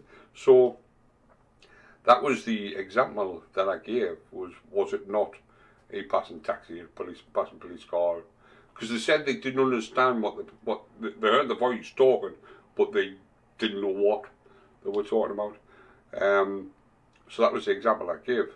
It doesn't necessarily mean that that's what it was, but that was the example I gave. So that's why I keep using that as an example. But anyway, let's do what we were actually supposed to do, which is talk about the top 20 haunted locations in the Northeast. And for some reason, there you go. For some reason, my pointer on my computer, it stopped working. So, how many of these have you been to? Now, the first one, I've actually been to myself. I'm going back a lot of years, but I have actually been in this place myself. It was full of spirits, but not necessarily the ghostly ones. And we're talking about the Blackie Boy in Newcastle. Located in Newcastle City Centre, the Blackie Boy is in the Groat Market. It is one of the oldest pubs in Newcastle, and it's also known as the Black Boy Inn. It was rebuilt in 1889 after part of the structure collapsed. Over the years, many staff and customers have reported strange goings-on, including the unsettling feeling of being watched and hearing disembodied voices. Now, one member of the staff reported being alone in the second floor toilet, changing light bulb, when suddenly he heard a female voice coming from one of the empty cubicles shouting, "Get out!" Was it really an empty cubicle? You know, I mean, if I walked into a female toilet, I'm sure they'd tell me to get out. No. But yeah, I mean, I've been in the Blackie Boy pub, and it was full. It was stowed off. It was full of people. So I don't know how they can say that they feel being watched. That could be just somebody else in the pub with them, couldn't it? But never mind. You know, it is one of these. But yeah, I've been in there. How many of you have been in there? Then we have another place that I've actually been into, and I had the privilege of actually getting a tour behind the scenes in this place, because when it was reopened, one of the people who reopened it was a friend of mine. So they took me on a tour around the area. So it's situated on Westgate Road. The Tyne Theatre opened in 1867 and was used as an entertainment venue and cinema for generations. The paranormal activity in the building ranges from visitors feeling like they've been touched by an unseen force, through to objects being thrown, and even full apparitions. The spirit of an actor who died in the theatre is blamed for much of the ghostly activity, but others think that a female spirit may also haunt the venue. There's also a more recent story relating to the television show Britain's Got Talent. When the show came to Newcastle in 2010, where the auditions were being held at the time, it's claimed that small stones were repeatedly thrown at one of the judges. It doesn't say which one. But Britain's Got Talent 2010, who was the presenters in 2010? Was it Piers Morgan and the likes? Is that where Mum went to see Bobby, whatever he's called? I don't know Bobby, but yes, it was the Tyne Theatre. I don't know which Bobby got about, but yes, it was the Tyne Theatre that you went to see something. I'm presuming it's that. But yeah, it doesn't say which judge. But small stones were thrown. So who was the Britain's Got Talent judges in 2010? Was it Piers Morgan, Simon Cowell, and Bobby Thompson? Yes. That's what I thought you meant, which is why I said yes, it was. But yeah, Bobby Thompson, she did, yes. So yeah, so was it Piers Morgan, Simon Cowell, and Amanda Holden were the judges? Let's face it, you'd throw stones at any of them, wouldn't you? You would. So you know, it could have been anybody. Christine says she's done the Tyne Theatre, so you'll have to tell us if you saw anything in the Tyne Theatre then, Christine. When she says she's done, when she says she's done the Tyne Theatre, obviously she means she's been to the Tyne Theatre. Then we have the Sallyport Tower in Newcastle. The Sallyport Tower was one of the main defensive fortifications forming part of Newcastle city walls. It's now known as the Carpenter's Tower, and there's a ghost of a soldier who has been seen looking out of one of the tower's windows. It's believed that he was killed whilst fighting the Scots in 1644. One visitor to the tower reported seeing him float up from the floor before passing through the ceiling. The visitor didn't know until later that the exact location where they'd seen the ghost used to be the location of a spiral staircase. When I was first reading that, they reported seeing him float up from the floor before passing through the ceiling, I was thinking, what? Was he, did the cannonball gone off and he was knocked up the ceiling? But then obviously it made sense when they talk about the pipe. when they talk about the spiral staircase. St Andrew's Churchyard, which is also in Newcastle. So the grounds of the Grade 1 listed parish church on Newgate Street is said to be haunted by the ghost of a young woman. This is the daughter of a wealthy local landowner. It's claimed that a young curate had fallen in love with her and saw her walking through the churchyard, but when he approached her, she had vanished. The next day, the curate found out that she had died the previous night. Her ghostly apparition is still said to roam the land. So, if you happen to be walking through the St Andrew's Churchyard, then you may come across the ghost of the young lady. If you happen, I've just flicked on Facebook again for no apparent reason.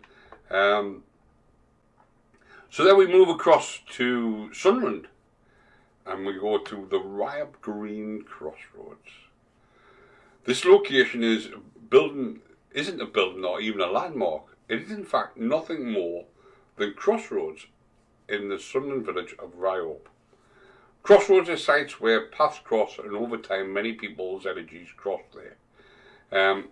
They are said to be very supernatural activity, and at a point where two realms can meet, and the crossroads at Ryab is no difference.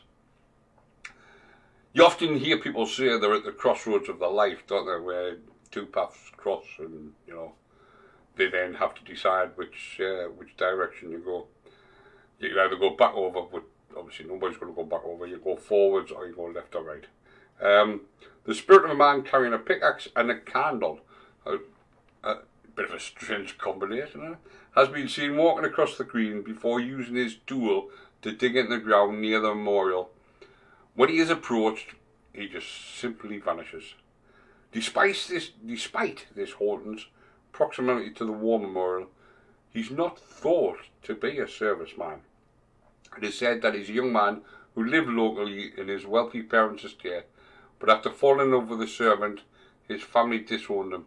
The man was said to be so upset that he took his own life, which meant he couldn't be buried in consecrated ground, and so was buried at the crossroads. Because that's the other thing about crossroads, isn't it? They say, once over, obviously, it was against the law to commit suicide, which is why it was called commit suicide, because you were committing an offence. Now you take your own life because it's no longer an offence, so you can't commit suicide anymore. You take your own life now, or you end your life, or whatever. But because laws were set by churches, because we all had like parish churches and parishes and this and the other. I mean, in Stanley, we still have a parish town council, and it has little parishes like the parish of some Stanley, Tyne Stanley or something like that. I can't remember the exact one. But yeah, we all have little parishes. We have a parish town council, and that's what it used to be. And so parishes used to make laws, so that's why committing suicide, because obviously taking your own life was against the law, because it was an unchristian thing to do. So therefore you couldn't be buried in a churchyard or a cemetery. Now, the difference between a churchyard and a cemetery is a churchyard is obviously attached to a church, a cemetery isn't. So a churchyard would be classed as a graveyard, and a cemetery is a plot of land that's designated purely for the burying of people.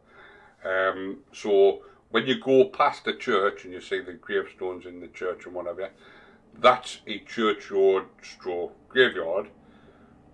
But if you go to a plot of land that is designated for burying people, we have one in Stanley, then it's called a cemetery.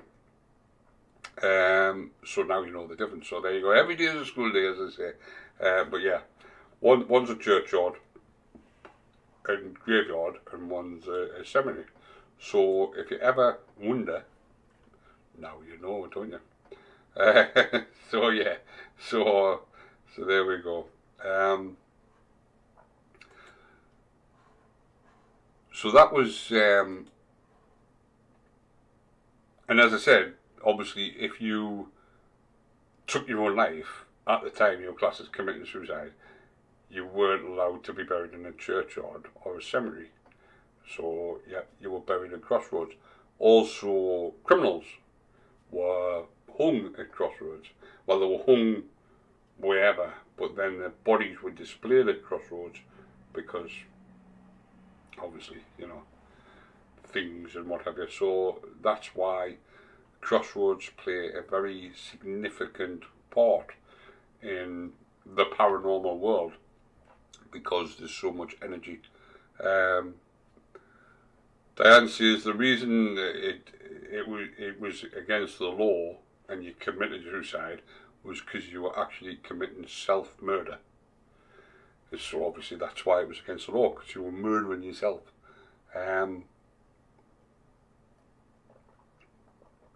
So obviously it was against the Christian laws, etc. So if this man took his own life, then he couldn't be buried in consecrated ground. So therefore, he was buried at the crossroads. And I mean, I don't know what the pickaxe is. I don't know if the pickaxe is significant. If that's, you know, did he take his own life with a pickaxe? And if so, how would you do that? But anyway, that's the first 5. We're going to take a break for the news, and then we'll come back with the final hour of the show, and also the last 15 haunted locations of the Northeast. There's many more locations in the Northeast which we'll cover in other shows, but these are the top 20 most haunted locations. So far we've had the Blackie Boy, or the Black Boy in Newcastle, the Tyne Theatre in Newcastle, the Sallyport Tower also in Newcastle, St Andrew's Churchyard again in Newcastle, and then we've had the Riot Green Crossroads, which is in Sunderland. And when we come back, we'll obviously have some more.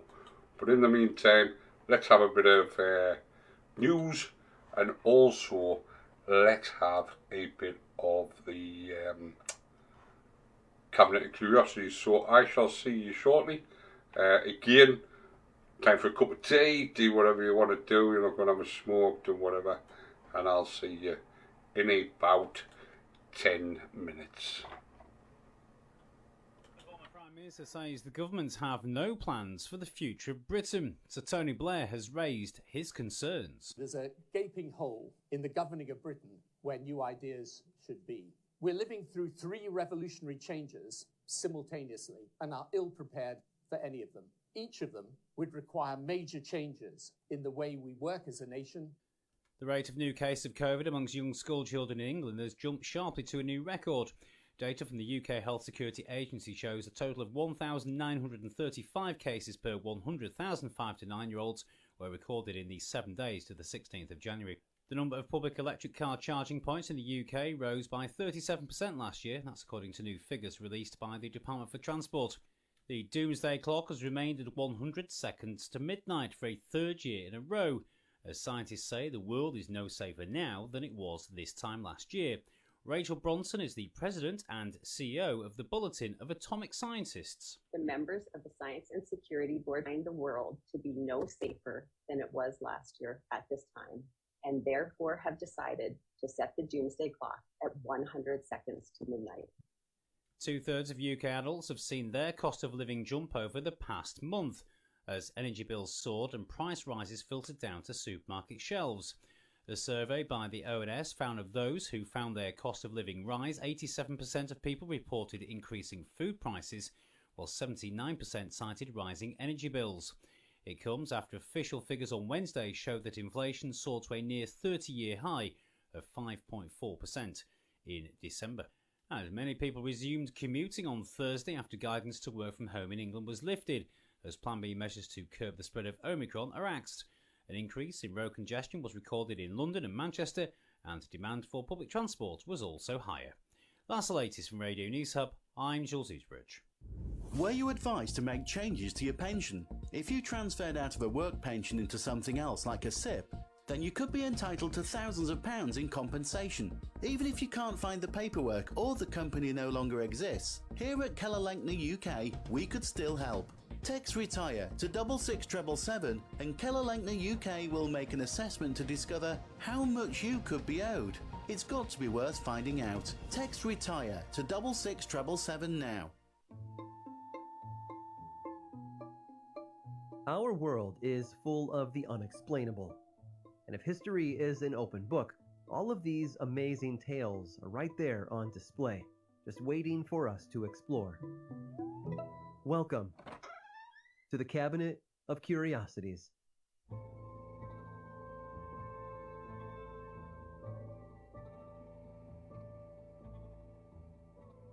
On November 17th of 1896, the night sky above Sacramento, California was a source of fear and dread. It had already been a miserable night, with the skies filled with dark clouds and a steady wind. But as some of the more observant residents looked up, they were startled to see something else. There were lights in the sky, and they were moving. Now, before you jump straight to assuming this was a UFO, let me give you more of the details. When you hear the whole story, it feels a lot less like an episode of The X-Files, and a lot more like something out of a Jules Verne novel. And we have a man named George Scott to thank for that. He was an assistant to Lewis H. Brown, California's Secretary of State at the time. With access to the Capitol building there in Sacramento, he and a few friends climbed up to the roof for a better look, and discovered something more mysterious than lights. According to him, it was a set of 3 lights. They seemed to bob slightly as they moved, almost like a ship on the water.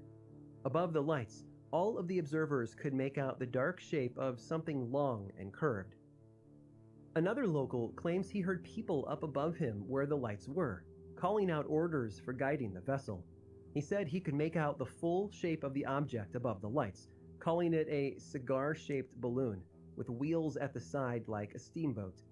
But let's step back for a moment and let that soak in. This man was claiming to see a paddle-wheel boat like a steamboat in the sky, but let's step back over his community and let that soak in. More than unlikely, this man was claiming to see a paddle-wheel boat like a steamboat in the sky. But for context, hot air balloons had been around for a while. The first aerial photos of Boston were taken by a photographer by the name of James Wallace Black. In 1860, he climbed into the basket of a balloon owned by Samuel King and let it take him over 1,000 feet into the sky above the city, where he took his photos. It was a new use for a technology that had been around since the 1780s. No one, though, had managed to find a way to power and control those flights. Remember, the reported hot air balloon steamboat contraption thing over Sacramento happened in 1896, a whole 7 years prior to the first recorded powered flight by the Wright brothers. So if the reports were true, and this was a powered flight, it could rewrite the history books. Over the months that followed, the unidentified aircraft was seen hundreds of times. For a while, it seemed to stick to the Pacific coast, flying down to San Francisco before heading north to Washington state. It vanished again for a while before reappearing near Omaha, Nebraska in February of 1897, which seems to have been part of a larger journey eastward. On April 11th, witnesses reported that the airship had finally reached Chicago. There's an old photo of it online, like a dark cigar against the pale white cloudy sky, but most historians think it's fake. On April 11th, people saw it, and just like in Sacramento, they wondered what it could be. Even though later reports claimed the mysterious airship had crashed, rumors about it continued to fly all over the country for some time. No pun intended, I swear. Whatever it was, we may never know. In a culture that was deeply in love with the idea of Jules Verne's Captain Nemo, who sailed the oceans in a highly advanced submarine, anything was possible. And it spoke to the deep hunger most people have for answers to the mysteries of this world that we call home. If anything, perhaps the story should serve as a lesson to all of us today. Keep your eyes on the sky. You never know what you might be missing.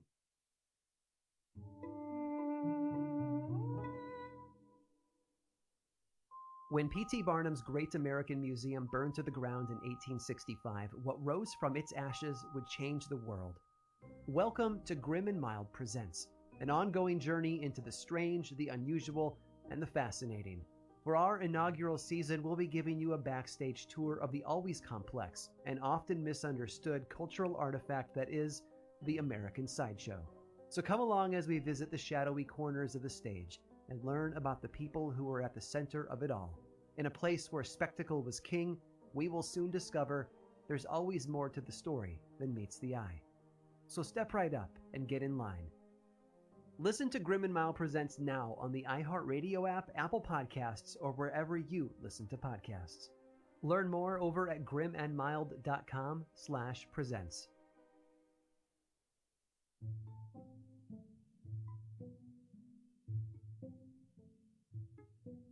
The model was meant to be a glider.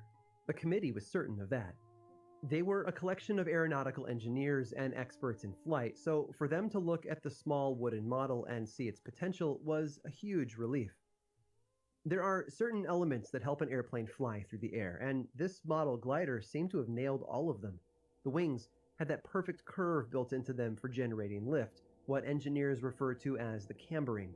Those wings also bent downward toward the tips, another key element of aeronautical design.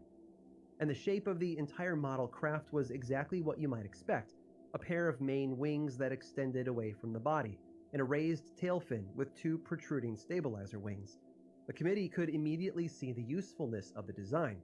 With a small engine at the rear, they suggested, this glider might be perfect for low-speed flight, maybe even cargo transport.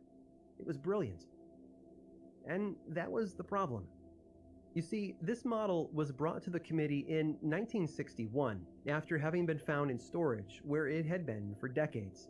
In fact, it had first been discovered 5 years before the Wright brothers made their historic flight at Kitty Hawk in North Carolina.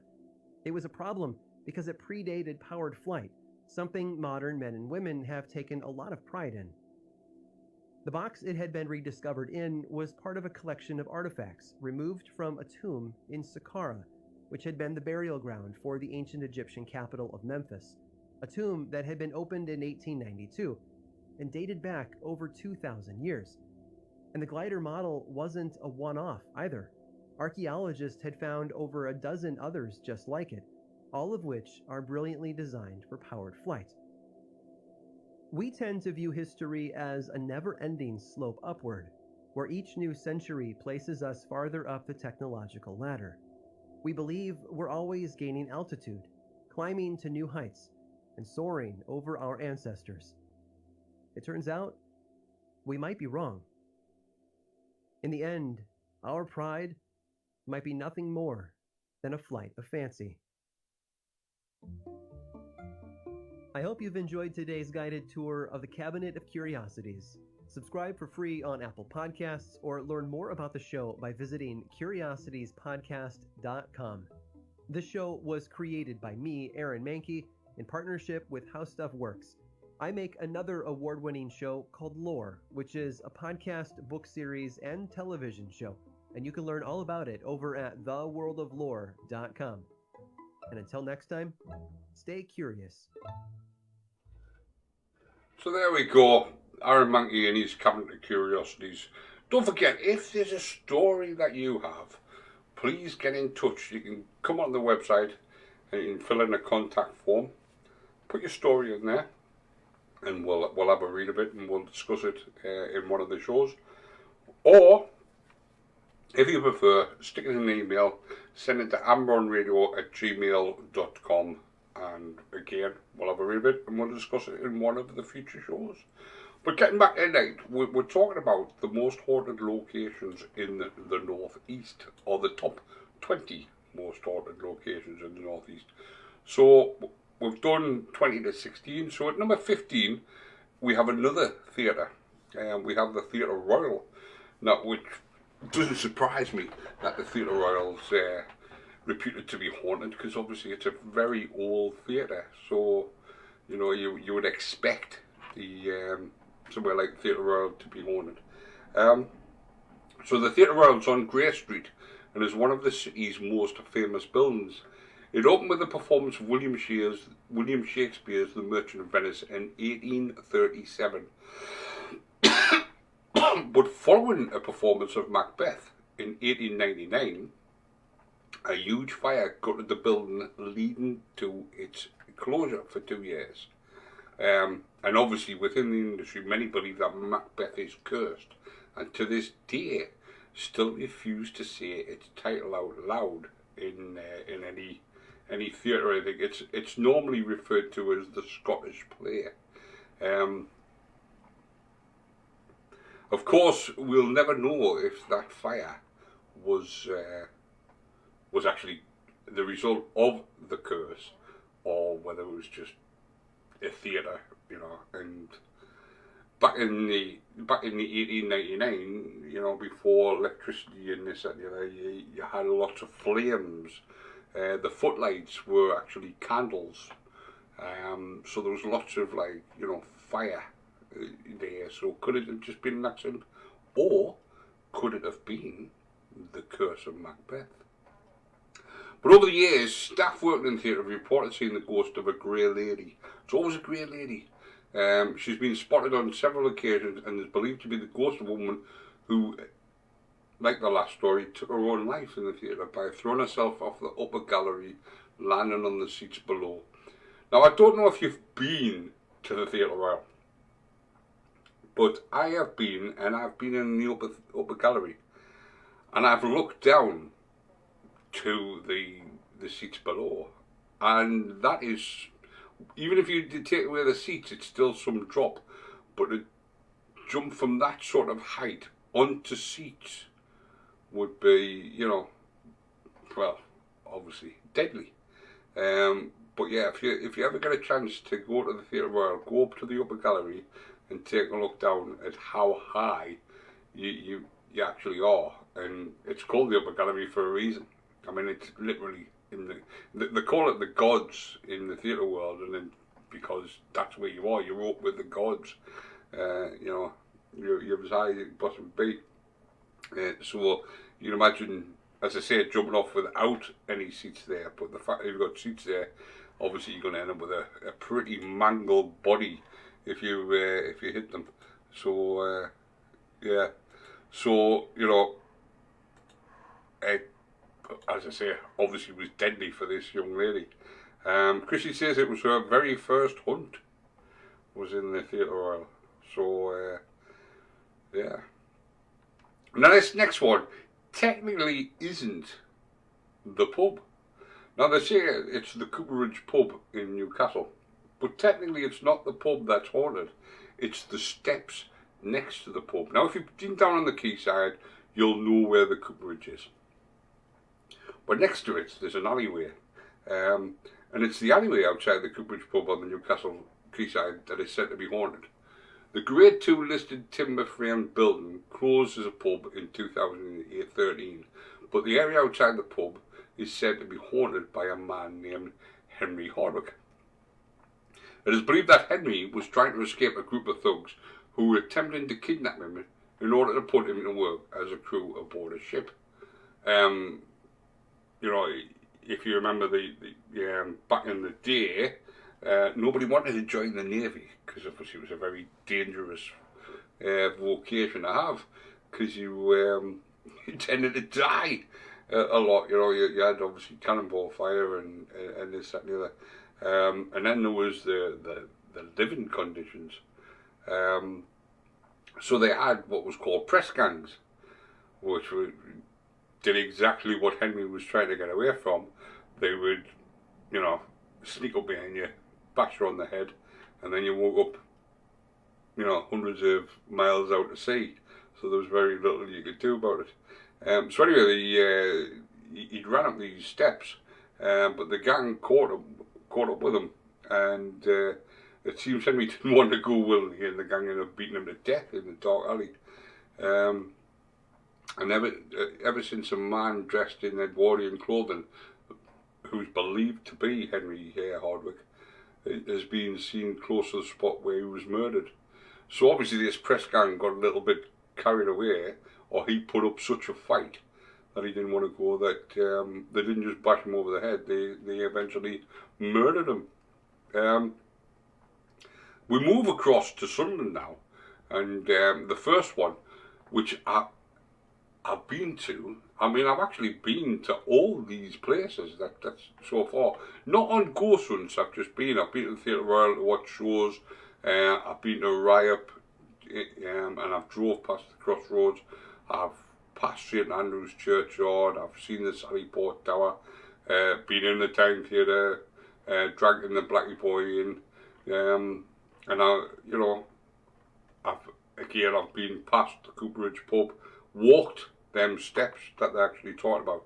During the day I had, and I experienced nothing.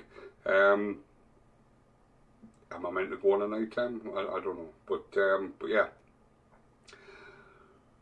And I've been to this next place as well, the Sunderland Empire, which ironically enough was in Sunderland. The Sunderland Empire Theatre is a large theatre. It's located in the High Street West in Sunderland, that has been open for more than 100 years. Now this ghost is quite famous because especially if you watch the Carry On films, you'll know that a gentleman by the name of Sid James passed away on stage. So it said the venue was haunted by the ghost of British comic actor Sid James, who suffered a heart attack on stage at the venue in 1976. Now it says he died on his way to hospital, but I was always under the impression that he actually died on stage. But maybe they brought him back, I don't know, but I know he's co-star of the actual play that he was in. It said something, which in his was meant to be the next line, but he never replied. And obviously, when they then spoke to him, or when they approached him, they realised, what had happened. So the curtains closed. So since then, it's been claimed that several other stars have refused to work in the theatre, including his Carry On co-star Barbara Windsor and comedian Les Dawson, who apparently encountered Sid's ghost 2 years after his death. Yeah, Diane says he died on stage. It was on TV the other day. I thought so. So this report is wrong. I was always in the impression that he actually was dead when his co-star did approach him. But anyway, other spirits that haunt the venue are the ghost of music all-star Vesta Tilley, whose stage manager Molly Mussell, and the ghost of a violinist who also died at the theatre. So there you go. So that's Sunderland Empire. As I say, I've been there for shows. I think that's where I went to see Joseph and his Technicolor Dreamcoat, if I remember correctly. But apparently it's haunted. I haven't witnessed any of these particular things, and it was definitely after 1976 that I went to see Joseph in Technicolor Dreamcoat. But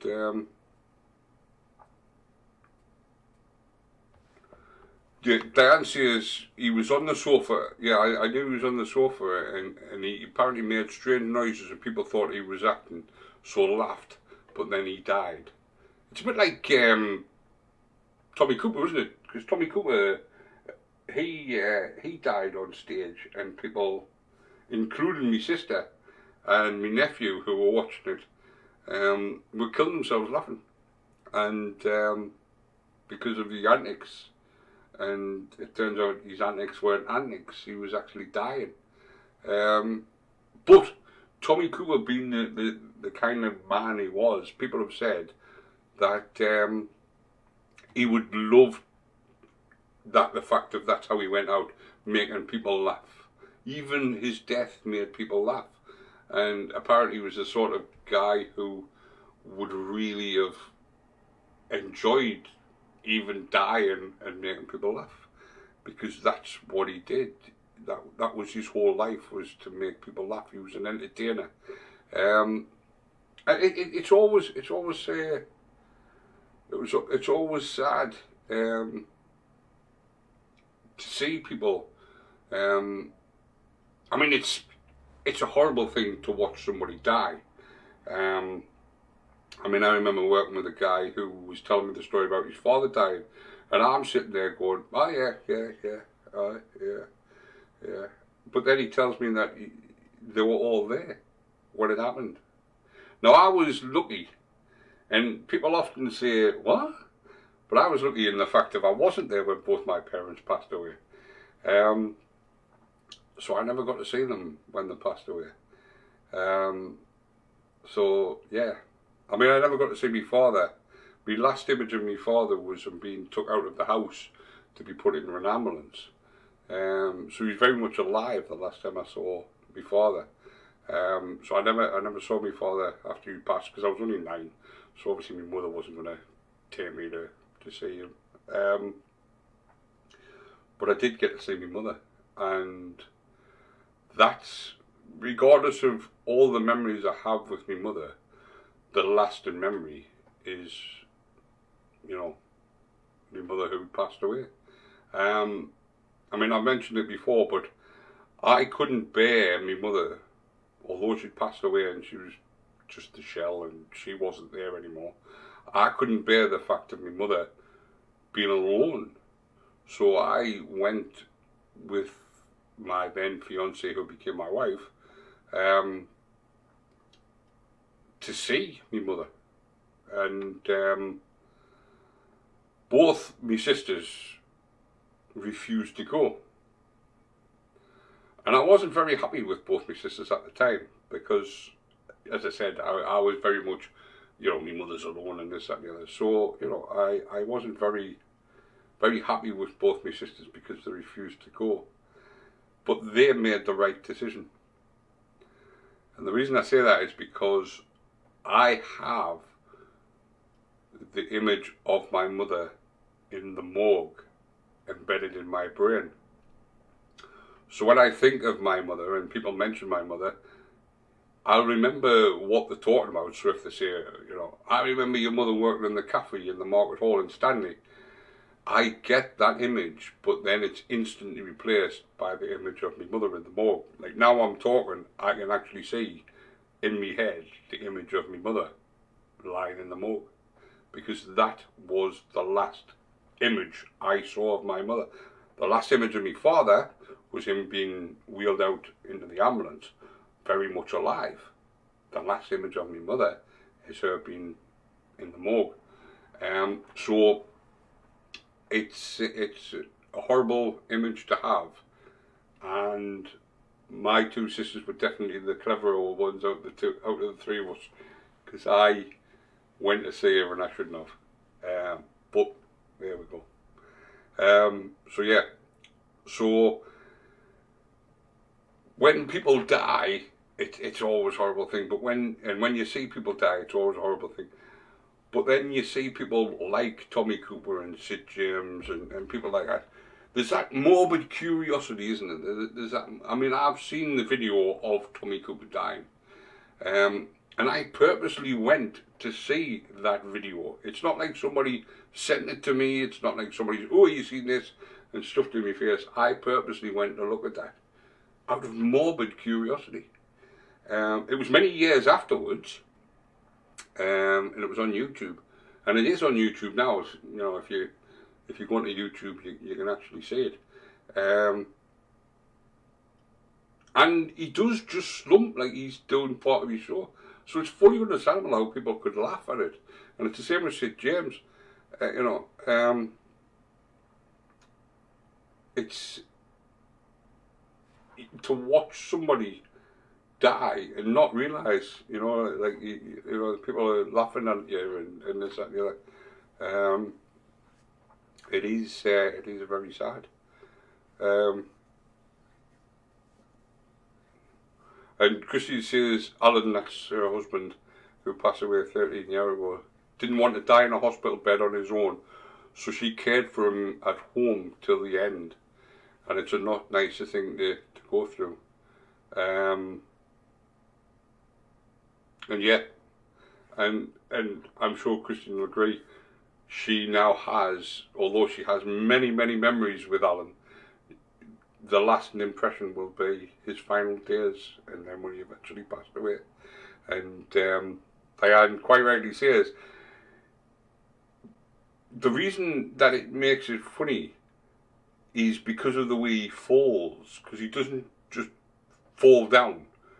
He sort of falls funny, so I don't know if he's collapsing and he's trying to stop himself, but he does fall funny, and then obviously they close the curtains and they drag him, because they didn't realise that he had passed away, and then his feet sort of get dragged under the curtain and he disappears. So it is quite a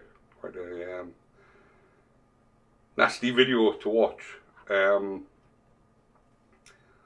But as I said, people have often said, that that's the way you'd like to go. But is it? I've often wondered this. If I was a comedian and I was dying and people were laughing at me, is that really what I want when I'm dying? Or do I want somebody to come home and go, "You alright, Paddy?" Like when you're ill, you want somebody to look after you, don't you? What you don't want is you don't want somebody going, "Nah, look, he's ill." So, although people say it's what he wanted, is it really what he wanted? I don't know. And it's something that we'll never know, will we? So anyway, another theatre is the Rowley Theatre in Sunderland. Now, I've never been in here, but I did do, because in my other life, I do a bit of acting. And I did film using the outside of this building. I filmed a small film, which I believe is on YouTube or on Facebook or something. But anyway, I filmed a student film, and we used the outside of the Rowley Theatre as part of it. So it was originally built as a church back in 1800s and has been operating as a theatre since 1925. The building was used as a hospital during the First World War, and the paranormal activity in the building ranges from extreme sudden temperature drops and disembodied footsteps heard on the stage and in the wings, through to poltergeist activity, which has been blamed for objects going missing and belongings.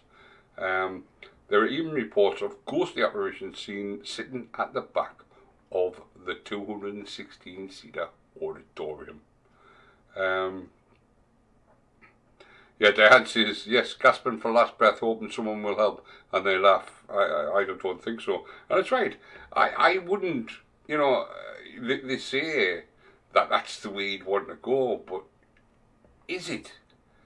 Because, as I said, and Diane said, you're gasping for breath. The last thing you want is somebody just killing themselves laughing at you. The funniest thing you ever did in your life was die.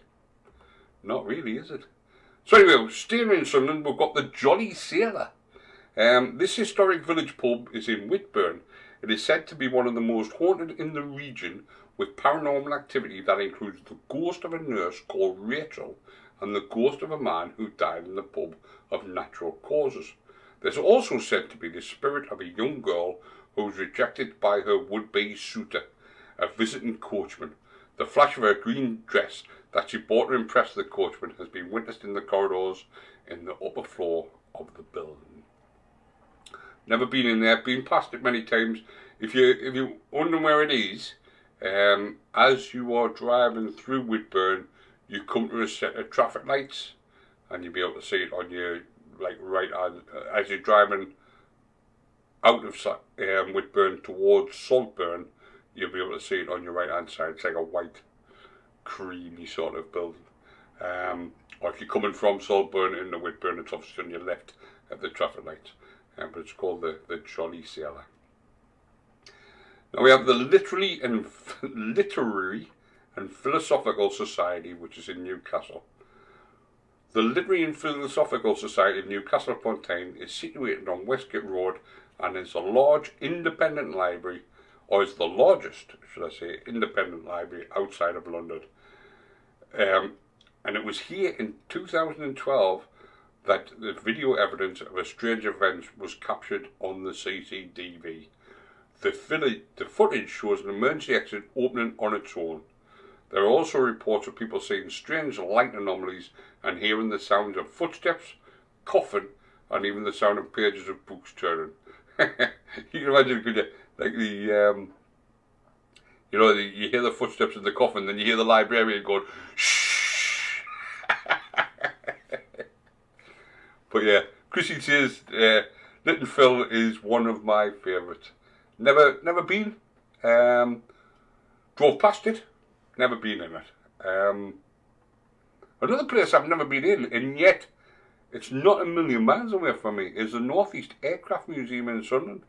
I know people who work there, and they've said it's haunted, but I've never been there. So the North East Aircraft Museum is part of the Land, Sea and Air Museum based within RAF Usworth.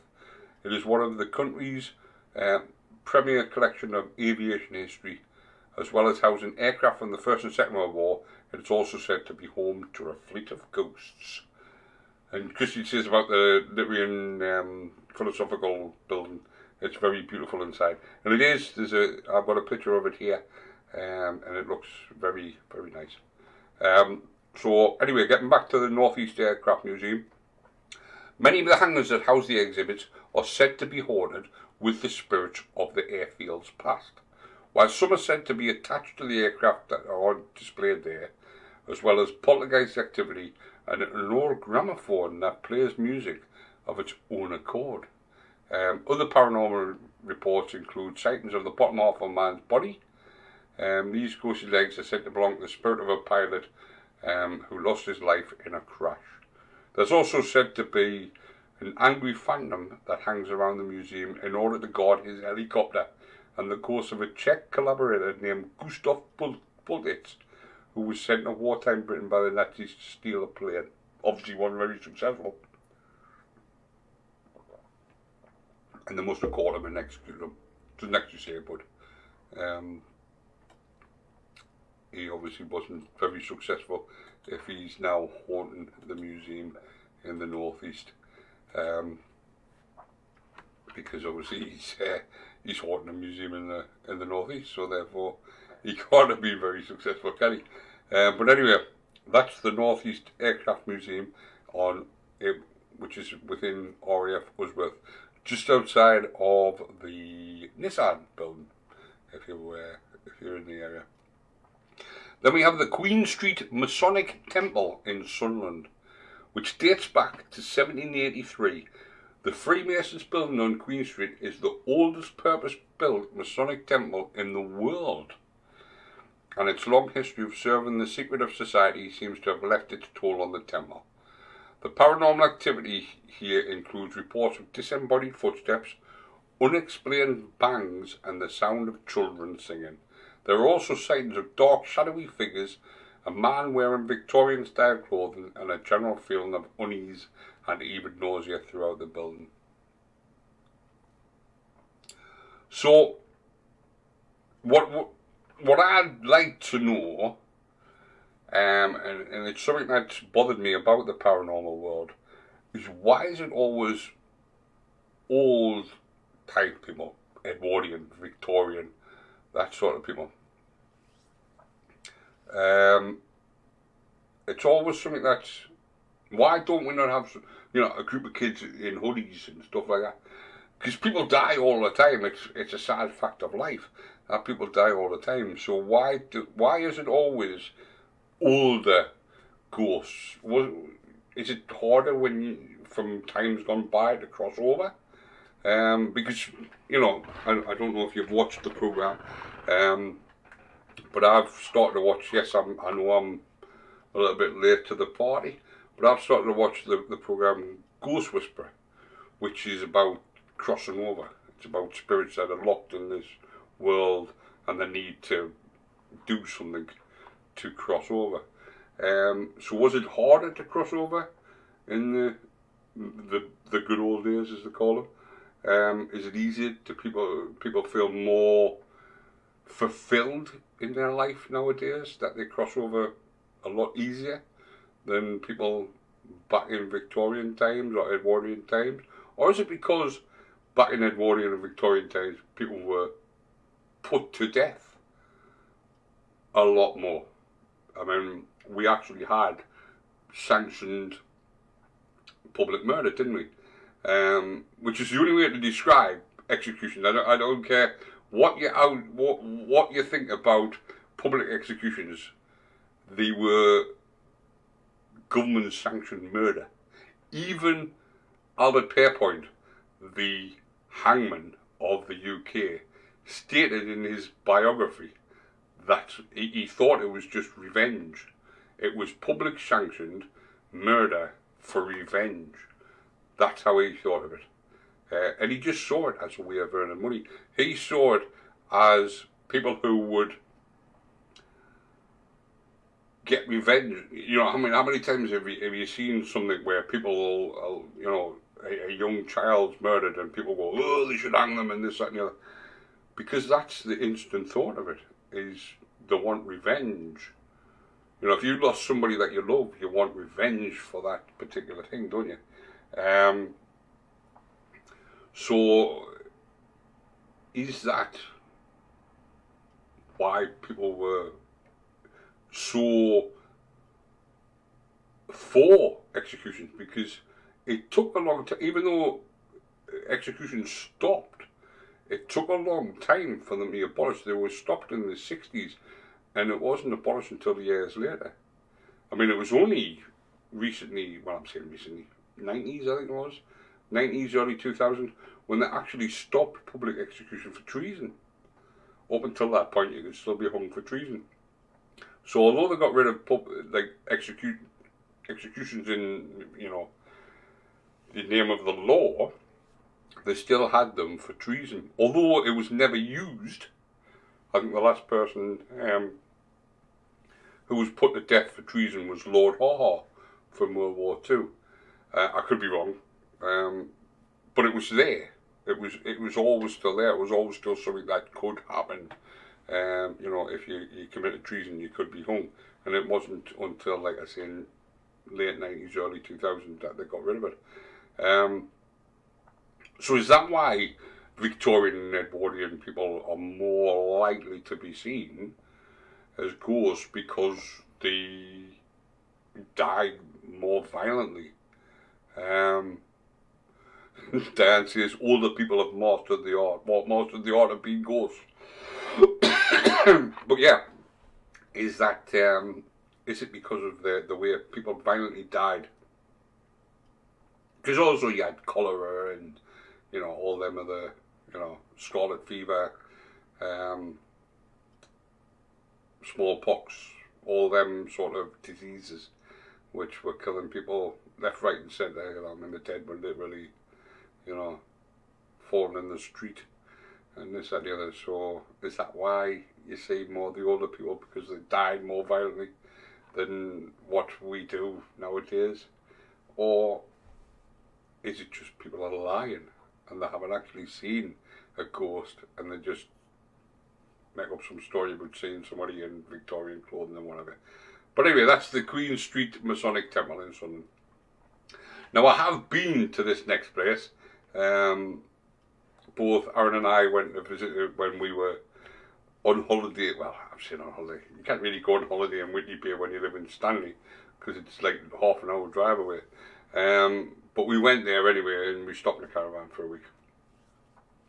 And it's Souter Lighthouse, which is sort of in between Whitney Bay, South Shields, that sort of area. It's a very, it's not as big as St. Mary's Lighthouse, but you can see it from the road as you drive past and this, that and the other. It's a land-based lighthouse, unlike St. Mary's where it's on an island. Souter is actually on land. St. Mary's Lighthouse is on land, but what I mean is when the tide comes in, you can't get to St. Mary's Lighthouse without going on a boat, whereas Souter, you can go to it any particular time. So the 75 feet lighthouse which was the first electric lighthouse in the world, is said to have a resident ghost, and staff have heard, seen, and felt strange things. Many of them believe the ghost to be the former lighthouse keeper. The lighthouse was constructed by Robert Allison to protect ships from rocks and cliffs of the mainland, and it was near here that the famous Grace Darling rescued the survivors of Forfarshire in 1838. Her niece, Isabella Darling, lived in the lighthouse from 1881. The staff there have witnessed items going missing, seen shadowy figures out of the corner of their eye, heard unexplained sounds, and even seen the figure of a man who appeared to be wearing an old lighthouse uniform. As I say, I was there.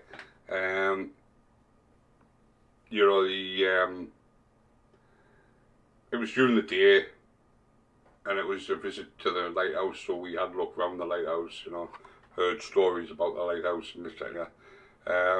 Nothing was mentioned about the ghosts, but we weren't there to hear about the ghosts. We were there for a tour of the lighthouse. So that's the 7th. Now this one, I've never been to this one. And the reason being is because it's sort of hidden away. And it's the Old George Inn in Newcastle upon Tyne. It's a 17th century former coaching inn in the popular cloth market and is said to be haunted by royal appointment. In 1646, King Charles I was held by the Scots in the nearby Anderson Place, but it is rumoured that he was allowed to leave his prison on numerous times, and on these occasions he would visit the Old George for a drink. And a room in the pub is still known as the Charles I room to this day, and the actual chair that the monarch was said to have sat in still is on display in this room. And many of the pub's visitors believe that they have even seen the ghost of King Charles sat in the chair in the form of a grey mist. King Charles, you may remember from your school history, is the only king to be executed. Over the years, the pub staff have also reported lots of strange goings on, including the eerie feeling that they have been watched in every rooms, the apparition of a phantom man and his dog seen standing at the bar, and the sound of unexplained steps. Now when I say he's the only king to have been executed, obviously during battles and this and the other kings have died, but what I mean, he was the only one to be publicly executed by Oliver Cromwell. And his son, Charles II, ordered, after he took the throne, that Oliver Cromwell's body was dug up, decapitated, and the head of Oliver Cromwell was placed on a spike at Traitors Gate at London's Bridge. Obviously, in revenge for his father's death. Now, Oliver Cromwell didn't particularly want to kill Charles I, but he had no choice. Because it's a bit like Adolf Hitler to this day. You may find this strange if you don't already know, but people still, on the 13th of April, have a vigil at Adolf Hitler's grave. 30th of April being Adolf Hitler's birthday. And they still to this day have a vigil. So there's still people, even to this day, who worship, commemorate, whatever you want to call it, Adolf Hitler, after the atrocity that he caused during the Second World War. There's still people who actually worship his grave. And that's the reason why Oliver Cromwell had to put Charles I to death. Because as long as Charles I lived, there was people who could rebel against Oliver Cromwell's leadership. So he had to put him to death so that there was no longer a leader. Because Charles II was just a child when Charles I was put to death. So therefore, he didn't have any followers. But Charles I obviously was a well-loved king. But because of obviously the Roundheads and this and the other, he had to be put to death. So although Cromwell didn't want to, he had no option. And then we have one which is quite a strange name. Now, when I say strange, it's because of what it's become, the name, rather than, because it's obviously not called after the extreme terrorist group. It's called after is it the Greek or the Roman god? But anyway, it's the ship Isis in Sunderland. Now, as I say, it's obviously not called after the extreme terrorist group. It's called after the goddess. But still, it has a very unusual name because people don't associate it with... I mean, was it Downton Abbey whose dog was called Isis? And, you know, did they have to change the name or kill the dog off or something? I don't know. But, you know, people obviously associated it with the Muslim extreme group rather than, you know, the god of whatever she's the god of. But anyway, with the reputation as one of the Northeast's most haunted pubs, the ship Isis has become a regular haunt for local paranormal investigation teams. The pub is said to be haunted by the spirit of an infamous serial killer, Mary Ann Cotton. And obviously all her unfortunate victims. It's said that in the mid-19th century, she killed as many as 21 people, most of which she poisoned with arsenic. It is said that she buried the bodies of two of her own murdered children in the tunnels that led down to the River Wear from the pub's basement. The spirits make their presence known through disembodied cries, screams, and singing, and staff and drinkers have reported seeing the ghost of a woman wearing Victorian-era clothing and a young girl. Again, Victorian, I mean, I know Mary Ann Cotton was around during the Victorian times, but again, we're talking about Victorian times, you know, Victorian ghosts and whatever. She did die a pretty horrific death. Because she didn't... The whole point of executions was it was meant to be quick, so that's the idea of the drop, is that you drop quickly with a rope around your neck, it snaps your neck, kills you instantly. That's the whole humane thing about about executions. Mary Ann Cotton didn't do that. Mary Ann Cotton actually choked to death because the drop wasn't long enough.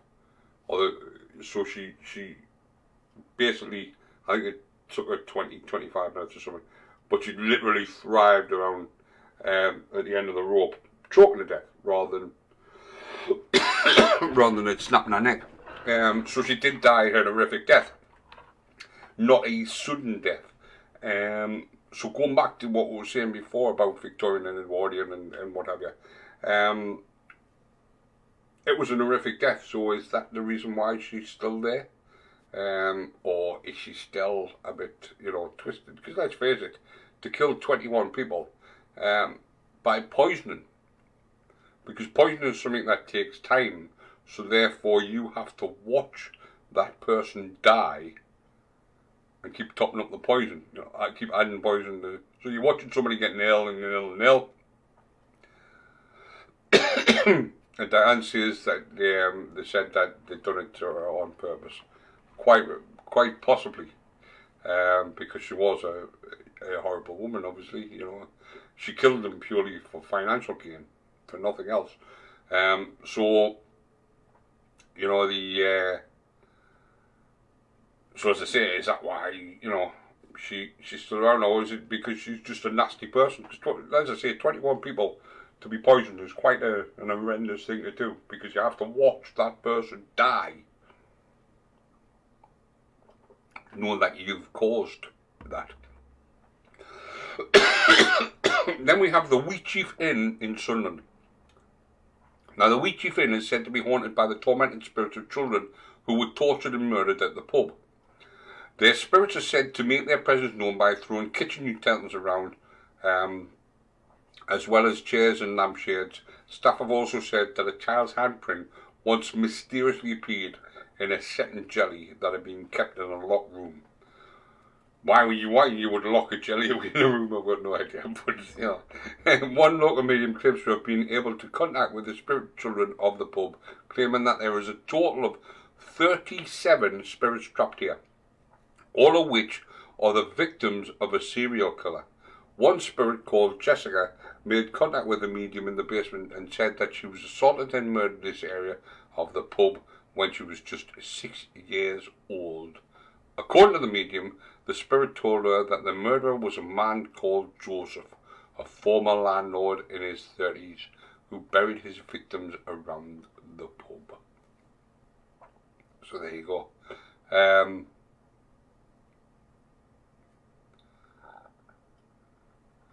Dan says if it wasn't done on purpose, then they could have. And yes, this did happen. If somebody was struggling, they would put weight on by grabbing a hold of the person's ankles and hanging from this person's ankles. So wrapping their arms around their ankles and hanging there, using their body weight to pull down on the body. So yeah. So you're possibly right. It could have been done on purpose. Obviously, it's gone down as, you know, not being done on purpose, but you're absolutely right. It could have been. Now, this next one brings us a little bit closer to home for the Paranormal Experience show.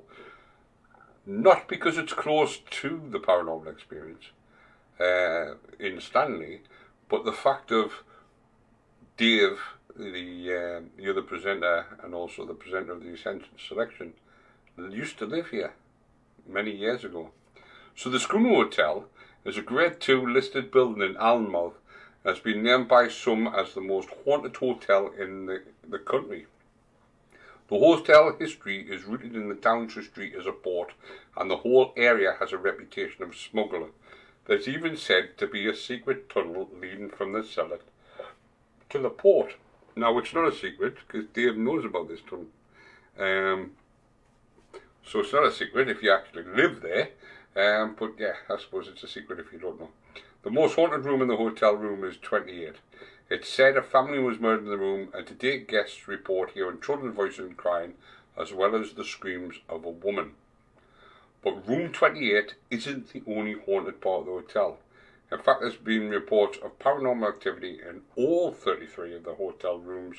There's been sightings of apparitions in rooms 16 and 17, while rooms 28 to 30, whispers have been heard, and guests have been reported feeling dread and sickness. Just what's said, he was in he's called Joseph, and he was the former landlord of the Wheatsheaf Inn in Sunderland. Diana's just saying, do we know if the mass murder killed the children, or was that just said? All the information I have is he was called Joseph, he was a former landlord of the Wheatsheaf. He was around about 30, and apparently buried his victims in and around in the pub. So I don't know anything more. So, I mean, if you want to look him up, then please do. But yeah, Allenmouth, the Schooner Hotel. Now, as I say, it's a bit close to home because of it's where Dave used to live. Now, hotel room 28 wasn't part of the hotel when he lived there. When I say it wasn't part of the hotel when he lived there, what I actually mean was it wasn't part where the guests went. It was part of the living quarters. And can anybody take a wild stab in the dark at what room Dave used to sleep in? Yeah, it doesn't take a lot to work out, does it? It was room 28. But anyway, we then have, and we were actually going to do a paranormal investigation at this place until we found out the price. They wanted £700 for a 4-hour investigation. And it's the Castle Keep. The Castle Keep is the oldest part of the castle from which the city gets its name. It dates back to the 12th century and was once part of a large medieval fortification. It's the oldest building in Newcastle and one of the best surviving examples of a Norman keep, and also the most haunted location in the city by far. Now, I'm going to read you something, and then I'm going to destroy what I'm about to read. The keep's most famous ghost is known as the Poppy Girl. She's said to have been a flower girl who was imprisoned in the castle and eventually died in incarceration. Her ghost has been sighted around the building and coincides with the smell of fresh flowers. Now, this isn't me, and it's not my opinion. This is actually from the people who run the keep themselves. There is no poppy girl. There is no ghost of a young flower girl. It was made up, and this is what I said right at the beginning about other shows making up things. It was made up by a paranormal show and has stuck since. And everybody that goes there to do the investigation smell flowers, etc. But the people who actually run Newcastle Keep say that the poppy girl does not exist.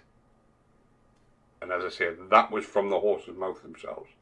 And it was when we were doing the paranormal investigation, that's what they said to us. And it was one of the first things they said to us, was, oh, before you go any further, by the way, the poppy girl doesn't exist. The Black Gate was added to the castle by Henry III between 1247 and 1250, serving as additional barbican in the front of the early north gate of the castle. This part of the castle is also said to be haunted. Its two most famous ghosts are that of a woman seen standing on a balcony watching visitors pass by below, and an apparition seen holding a baby. Other paranormal activity in the old castle buildings include the sounds of ghostly chanting coming from the Queen's Chamber in the keep, where a female apparition has been seen and unexplained from the gallery, as well as the disembodied bodies and footsteps. Visitors to castles have reported seeing black mist, feeling like they've been pushed or touched by unseen hands, and even reported being scratched. Unexplained cold spots have been recorded around the building, and dark ships, light anomalies, and strange mist have been captured in the photos taken in the keep. And the final one, and the most haunted place in the northeast, which I'm sure those who were knowledgeable about the paranormal, the most haunted place in the northeast is, of course, Chillingham Castle in Alnwick.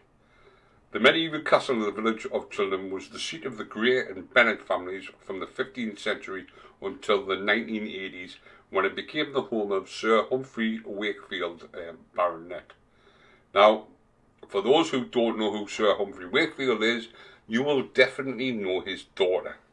And you will know his daughter because of news that broke during the COVID pandemic, because his daughter is the wife of Dominic Cummins.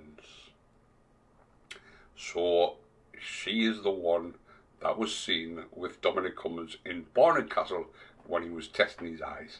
But anyway, Sir Humphrey has spent the last few decades restoring the Grade 1 listed castle. It is now a hotel. The castle's haunted reputation is well known and has played host to the Most Haunted team as well as other paranormal television shows. The most prevalent at the castle include the ghost of a Spanish witch who is said to have put a curse on the castle, which is said to bring bad luck to anyone who steals from the castle. There's also the ghost of Lady Mary Berkeley. She was a former resident of the castle whose husband had an affair with her sister, and she died of heartbreak in the grey apartment. There's now a painting of her in the room, which guests have claimed to see her come out of. Other visitors to the castle say they have heard her grey dress rustling in the dead of the night. I don't know how you would know from the rustle whether it was a grey dress or whatever, but anyway, you might also want to look out for the ghost of a little girl who was being caught on camera in the castle's great hall, and the ghost of John Sage, a soldier who served under King Edward, but after taking a spear to his leg in the battle with the Scots, was forced to retreat from the front line and took up the role of the castle's torture in its fully equipped dungeon. The castle's most famous ghost is the Blue Boy.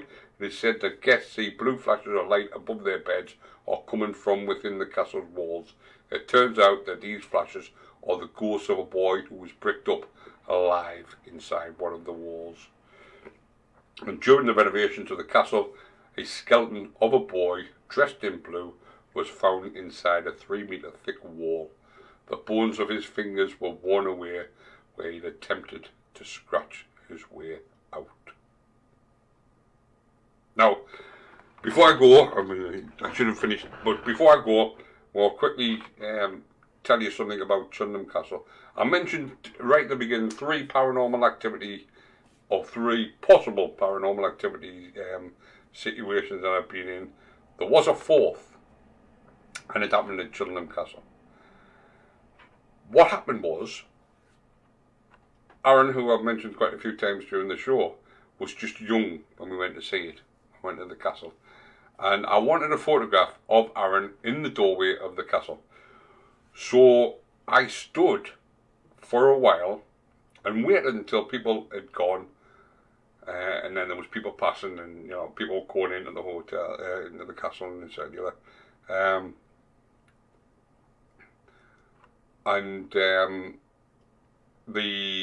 So I'd waited until people were getting out of the way, and then I took a photograph. Now when I took this photograph, there was nobody there, but then I looked at the photograph and there was somebody behind Aaron. Now, remember, the paranormal exists, so it could possibly have been something paranormal, or it could have just been somebody happened to walk behind Aaron at the time I took the photograph. Someone will never know.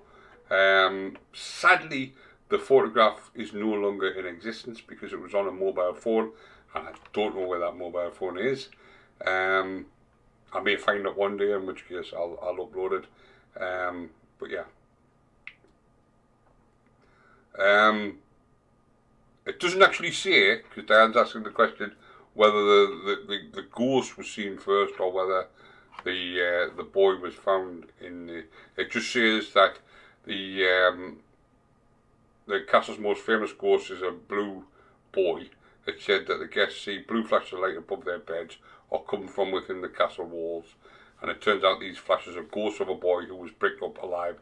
So it says it turns out that these flashes are the ghosts of a boy who was bricked up alive inside one of the walls. So it sounds like people saw the image before they found the boy. Because it says it turns out that these flashes are the ghost of a boy who was bricked up inside the wall. So it sounds like some people had reported it, and then they found the young boy behind the wall. I don't know. It might be something that we need to look into more. But anyway, that's it for tonight. So I hope you've enjoyed the paranormal experience. I'll be back again at 9 PM next Thursday with more. I'll also be with you on Sunday for the Paddy McGough show. So please join me there. I'll be on there from 7 till 10. Dave, who I've mentioned a few times, has a show tomorrow at 6 PM called The Essential Selection. If you're unsure, just check out the website, the schedule on there of every show that's coming up. But the paranormal experience itself will be back next Thursday. So until then, stay safe, watch out for things that go bump in the night, and I'll see you on Sunday.